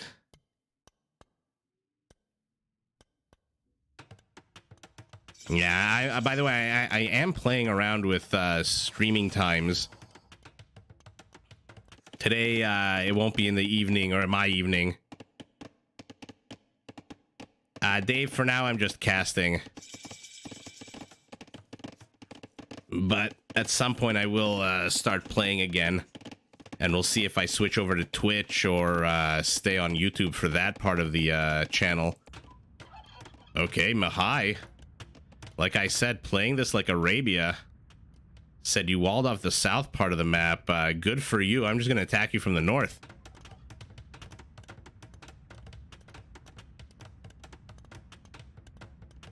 Oh, changes his mind. Decides to lame the gold instead. If Orange isn't careful here. Does Orange see the tower? Yeah, he sees the tower. Yeah, he's got to reply immediately, otherwise he's going to lose control of his gold. 6 villagers against 5. 4 though with that one archer. But Mahai already has these men-at-arms here to take away at the HP. Put them in, put them in, put them in. There you go. Okay, so Mahai has established himself here, being annoying. Already gets a scout cav for his trouble. Oh, I didn't realize he's going after the palisade. I thought he would go after the tower for sure. More and more players hitting feudal, except for ACCM, who is still a minute away. Busy pulling boars. 1, 2, 3. Horrible, horrible places for them to lie down. One on top of the other. Now there's a tower here pushing yellow back, but this is the more interesting development here. Not too sure why Mahai went for that one palisade. Ends up losing, I think, 2 of his men-at-arms. And then it just gets deleted anyway, unless it was just a missing... a wayward arrow, but now it gets rebuilt immediately. And the tower gets repaired. Okay, so we've got a little bit of low-intensity combat happening all over the map. Fishing fleets are starting to come out. And the players establishing themselves. Let's take a look at what Mahai's got behind this. Decides to, you know what? Maybe I'm not going to be super successful over there. I'm not going to invest too much in villagers and resources, so I will wall myself off. But again, the players, both teams, have left an entire area of the map completely open. Yeah, good night, Bubby. Again, thanks for joining us. And like I said, I am toying with stream times, so it might be earlier. Maybe I'll start 3 or 4 hours earlier, and then alternate sometimes in the afternoon, sometimes in the evening. We'll see. I'm still figuring out this whole thing, if you guys haven't noticed. So yeah, join along for the ride. Enable those notifications that you can see when I'm going live if you care, if you want to. See some good old Age of Empires live. By the way, with 1 tower, Mahai has basically lamed 1 gold patch, 2 gold patches, and half of the 3rd. Now he's gonna lame the 3rd. What an absolute baller move here by Mahai. Our Britain struggling to catch up, but remember, Britons don't exactly need a lot of gold. Just needs enough, I think, at this point to get up to Castle, and then maybe have his Burgundian friend help him out, although his Burgundian friend also low on resources, but will hit Castle very soon. Mahai knows that, immediately walls off these towers, but remember, this is not a perfect wall off, right? Any unit here in the corner can still attack the tower. So it's not an absolute perfect wall off, but it's good enough, because now there's a 3rd tower going up as well. Blue is pushing in here with his own tower. So we've got a bit of a tower war here between the Persian and the Mongol. to the north, and between the Briton and the Korean to the south, everyone is in castle except for Target, Darvoy, and Mahai. Darvoy, Mahai, not a surprise. Neither of them having really the gold to go up, although Mahai focusing all his villagers on stone. Yeah, maybe get one more villager on gold. There we go. There she goes. But this is a long distance to that mining camp. Purple inserts himself into here with a scout as well. I'm interested to see what Red does. Will Red support his teammate? Will he just let his teammate hold? Will he attack Mahai, which is exactly what he's doing? So I guess he supposes his teammate can hold here.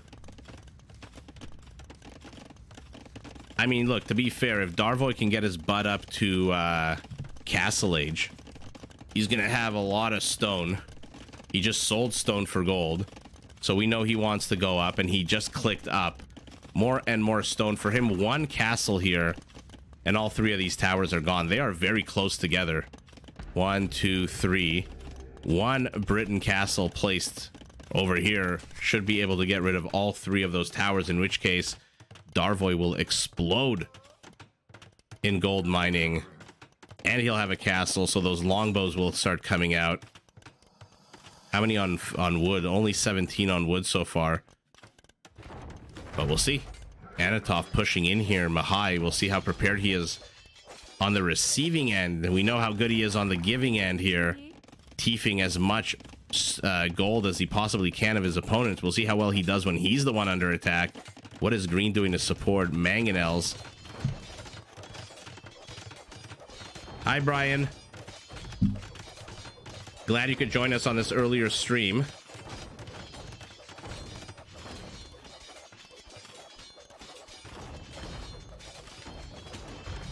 Burgundian Knights.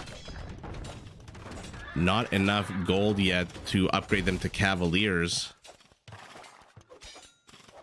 Mahai, trying to Viper Wall himself in, has to run into the safety of these towers.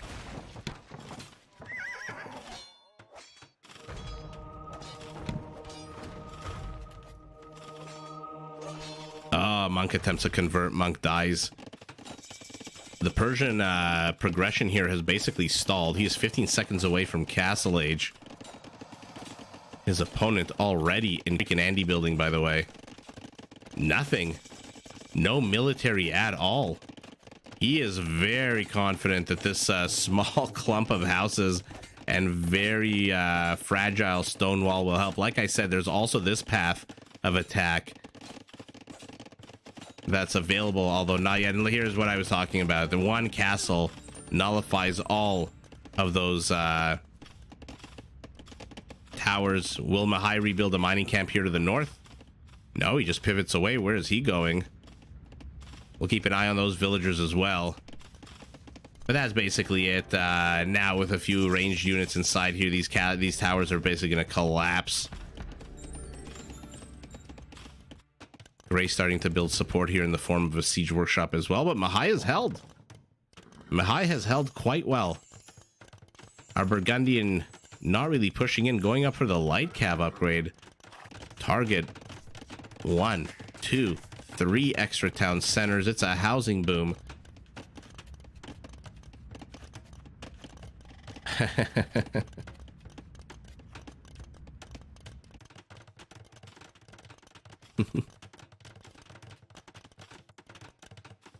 I mean, yeah, I think you're safe here, ACCM.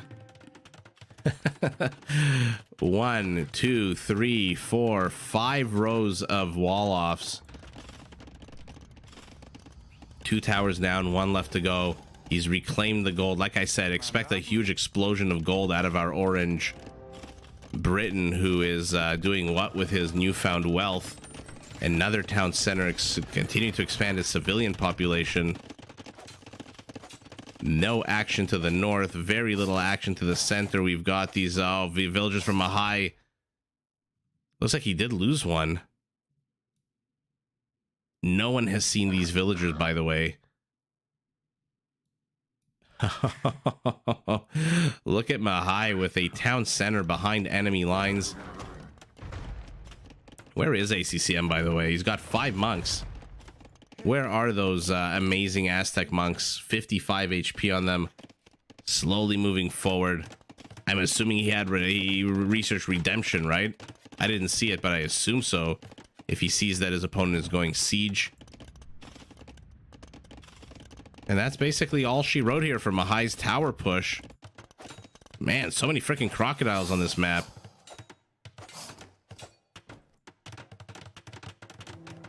Freaking Andy with his first castle up, going for the route to the south, not the route to the north. No point in engaging with 2 of these towers when you don't have an army at all. 107 villagers, 29 fishing ships. He's going up to Imperial, starting to get ranged upgrades. More and more players heading up to Imperial. Who will be first? Purple? Nope, it'll be freaking Andy. Nope, never mind. It's gonna be Tarantula. Let's check up on Tarantula. We haven't seen his base in a while. 86 villagers, 18 fishing ships, going for pikemen here to support the Mangadai, no doubt. But we'll see. Halberdier upgrade will complete in 40 seconds. Going up to 11 of them. Now the Aztec monks are here, so the push from Anatov has to be a little bit more careful. Although the longbows with only 8 range, they'll do their best. Man, look at this. And we've got a bunch of Bengali infrastructure. They're pretty damn good elephant archers on these guys, but they're heading north when yellow is moving south. Okay, we'll see which direction those players decide to engage into. For now, everyone's on patrol. Everyone's on patrol here.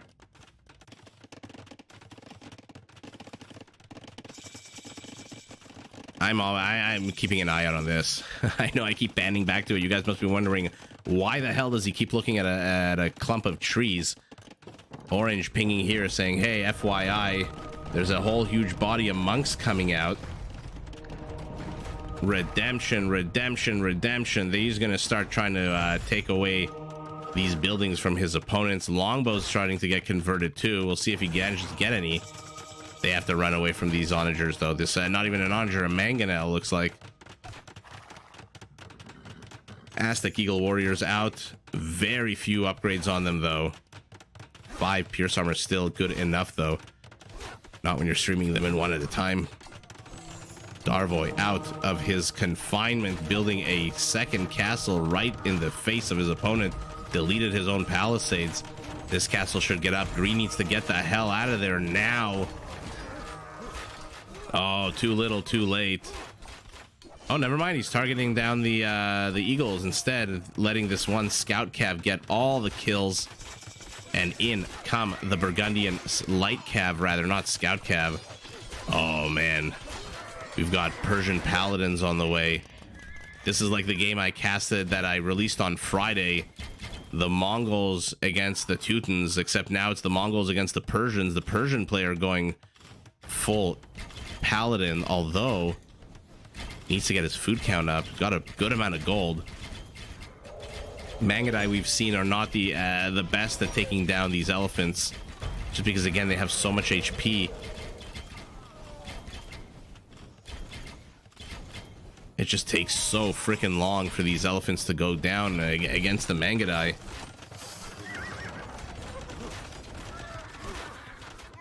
Streaming in 1 eagle at a time. Conscription, 2 paladins. We're gonna have Burgundian Persian paladins. Oh, what a sour loss here. The castle just went up. Now it goes down. Now this entire position is going to be run over by these elite Eagle Warriors. Upgrades for them starting to get better and better. ACCM adding more and more, getting the pikeman upgrade now for some reason, so he could, I guess, mix a few cavalry killing units into this mix here. But why are you afraid to swarm over these longbows and just absolutely wreck them? These longbows are completely dead, although doing a nice fighting retreat. Lots of eagles dying thanks to this castle. Remember, their armor right now is 8, but with all the extra arrows that these longbows add to the castle, yikes, that was a sour loss there for ACCM. elephants taking mangonel shots. Mangonite trying to kill and snipe these Persian paladins. What are their upgrades? Not yet complete. 30 seconds away from being fully upgraded. Beautiful use here by Tarantula of a bunch of random halberdiers to tank against the paladins. Ram derping out there for a second. Needs to insert itself right in here in the middle. And this is fantastic here. Able to snipe off blue paladins, but they've got to be... He needs to get back. Get back into your castle zone. You can't be out here with these Mangudai, especially not with these elephant archers sniping the halberdiers. And our Burgundian, 9 seconds away from having paladins, decides this is the moment I'm going to pull the trigger. Let's watch them. They are now paladins. What are the stats on these guys? Not quite fully upgraded. Blast Furnace. Man, does it take a long time to research. It looks like Green's going to lose all his trebs. That is so sour. What's even more sour is the second castle for our Britain falling as well. Our Britain desperately trying to get these Eagle Warriors. Purple pinging over here. Okay. Saying I'm opening up a new avenue of attack.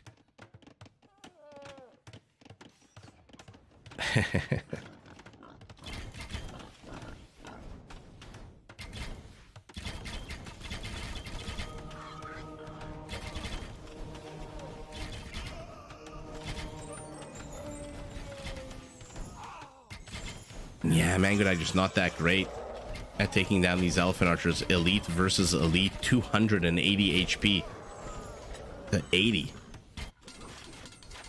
And remember, Mangudai no real attack bonus against those elite elephant archers. What are the attack bonuses on the elite archers? I don't know, elite elephant archers must be shit too. Yeah, nothing, just the usual spearmen. Red, very cocky, building this town center here, but let's take a look at Mahai's town center here. This hidden town center starting to produce siege to help his team out. Oh, he's waiting. He's absolutely waiting. I mean, Team East has seen this infrastructure. They've seen the flags up, so they know there's something in here. But Mahai waiting. Now these guys are onagers. More and more upgrades. Pikeman, chemistry, siege onager upgrade also. Oh, he's gonna wait for the right moment. You know what? Let's see how well coordinated Team West is, because if they were coordinated, what would happen is in exactly a minute and a half or 2 minutes, when Mahai's siege onagers are ready, if there's still a stalemate here, yellow needs to retreat, and right as the elephants move across, those siege onagers from Mahai need to pop out. That being said, to the south, Team East busting their way in. Our Britain, the one under attack by Mahai's incredible early game aggression, is now supply cap, population cap. A lot of people notice that I say supply cap instead of population cap, and they realize that I watch StarCraft also, where they use the word supply instead of population. But all of a sudden, Persian paladins are inside. In theory, should never catch up to these wagons that move 0.01% faster than them, or just 0.01%, not percent. Movement speed faster. 4 kills on this paladin. How is Orange already supply population cap? Oh, because he got 36 fishing ships, 32 champions, only 15 longbows. I would have gone balls to the wall longbow to make sure that the Burgundian paladins are not overrun by a bunch of halberdiers, but a few onager shots to the face, and look at the HP, down 2,000 here. Has to be careful. Now our Persian trying to do it alone, not going to be successful at all. Elephants need to move in here, but right as they move in, this is what I'm talking about. Let's see if yellow decides to retreat, do a feigned retreat to lure these elephant archers. No, never mind. He's just going to reveal his onagers this way. Oh, he's killing more of Tarantula's units than anything. Oh, Monk pays the price, trying to heal his units. And now the onagers have revealed themselves, though purple are retreating, but still 9,000 HP of elephants.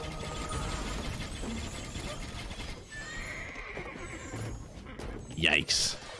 Our Burgundian destroying everything. Our Persian helping out. A lot of raiding out of Team East.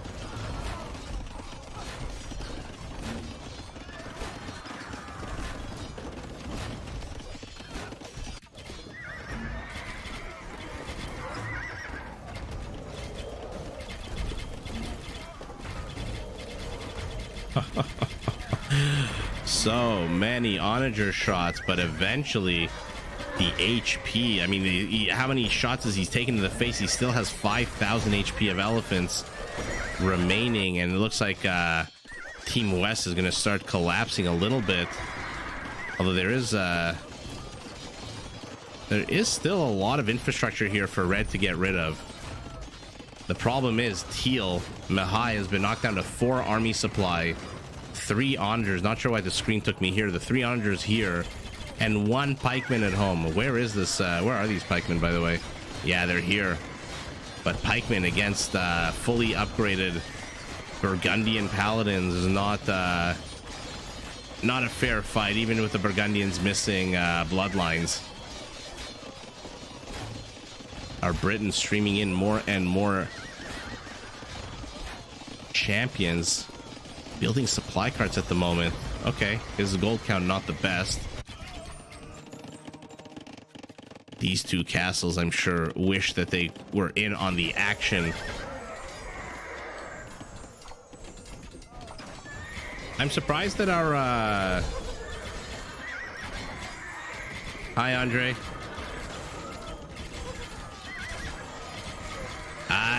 What did you miss? I'm just you know, there's gonna be I think there's a Rage Forest tournament coming up, so I'm just casting a few unranked Rage Forest games. This is gonna be the last one because we've been up and running for about 2.5 hours now.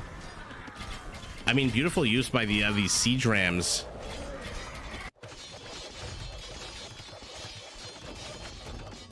Oh, you didn't think they got paladins? Well, there they are in their red and white jousting uniforms, and Mihai has been completely dislodged from his base.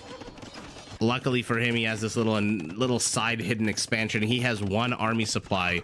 Aside from that, the army supplies are very similar. Down a difference of about only 20. The problem for Team West is that 10 of this army supply is in these siege rams, not doing anything. Our Persian, with 53 units getting himself gold, should be able to pump out a good amount of paladins for the next little while. 73 villagers on food. The Great Wall of Elephants, yeah. I mean, the Great Wall is being chipped away at, just like the real Great Wall, I guess, by the Mongol horde. Our Persian keeps sacrificing these small clumps of units, not too sure why, but it doesn't really matter as long as to the south his teammates continue ransacking everything. If they can get into Green's base, ACCM will resign. He does not have any other proxy bases anywhere out on the map. This is basically all that he's got. The exception of these barracks here, but they're not producing anything except pikemen.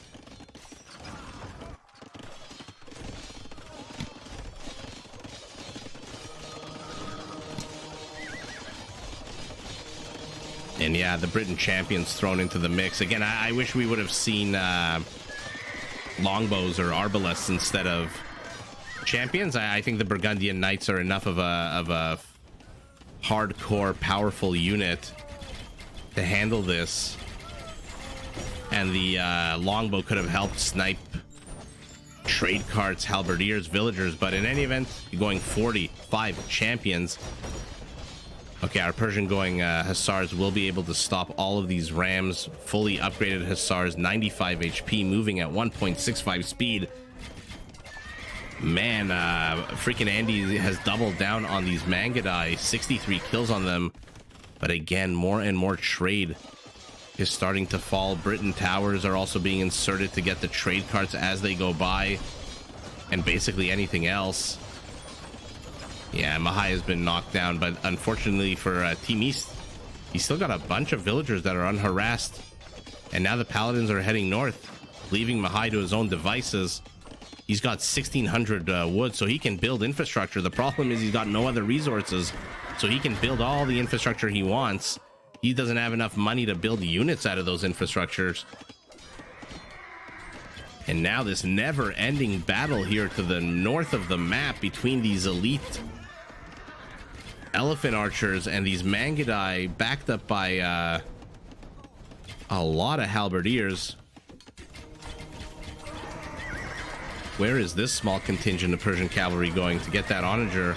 Oh, beautiful attack round there. Remember, with the Korean on your team, your minimum range goes down to 1. 3 members have resigned. Our great Chinese is the last to GG. And yeah, despite the fact that there was just a huge stalemate here, I mean, take a look at the HP difference. 9,000 HP to 3,000. Army is literally 3 times the size of their opponents, despite the fact that freaking Andy held the line here. I thought this might have been some military reinforcements. It is not. It is just a fishing industry here. But now look at this. That's a lot of Burgundian paladins entering the center of ACCM's base. And Mihai is done, despite the fact that he's got a town center here, a town center here, a town center here. He's very diffused and decentralized, but he's just, look at his resources: 4 gold, 21 stone. He's got trash resources, enough for a little bit of a trash army, but he's got nowhere to build it out of except these barracks. And to say anything that comes out of the barracks is going to get sniped by these towers. Wow, what a fun game to end it on. Thanks for everyone who joined. Like I said, we're doing we're going to continue with Rage Forest, I think. On Monday, there's going to be the final of the Assassin's Cup, which is the 2v2 deathmatch. And then at some point after that, there's going to be the grand finals, where the winner of the winner's bracket fights the winner of the loser's bracket. So we'll do the deathmatch that way. And plus, if I can find Jerry games for our Rage Forest, I will. But for now, let's focus on Rage Forest, just because it looks like there is a tournament happening at the moment. I don't know what the name of the tournament is. I don't know what it is, but it seems like there is a tournament. And yeah, wow, what a fun game. Let's take a look at the economy and the kill count. 176 Mangudai, 212 paladins. Trade bait, not the greatest. And it looks like freaking Andy, oh man, if he only had kept these resources, maybe he would have been able to overwhelm those elephant archers a little bit better. But for now, who has the kill count lead? Our Bengali, not a surprise there with those tanky elephants. You dream of Jerry. Yeah, that's what I thought, Brian. It's just called Rage Forest, right? Yeah. See, I was confused why the map. That's like having a tournament called Arabia. And then just having everything on Arabia. I don't know. It is what it is. But yeah, there's going to be a tournament. So more and more of these high level players like Mihai, like I said, I don't think we've seen Mihai play Rage Forest in the last couple of weeks that we've been watching these games live. So it's very fun. A lot of the players are starting. A lot of high elo players are starting to get involved in this. Oh, it used to be named something else. Yeah, not surprised. And yeah, so we're going to keep watching these unranked games as they practice. I suspect the real Rage Forest games are going to be a little bit more muted, a little bit more reserved. I don't think the players are going to be as aggressive as they are when it's an unranked game. By the way, how's that little forest clearing that I was so worried about? No, still there. Yeah, I think when it comes to a real tournament with money on the lines, they're going to be a bit more conservative in their play. But man, do I love these unranked games, because again, in the 25 to 30 minute mark of the game, it just explodes and there's so much action.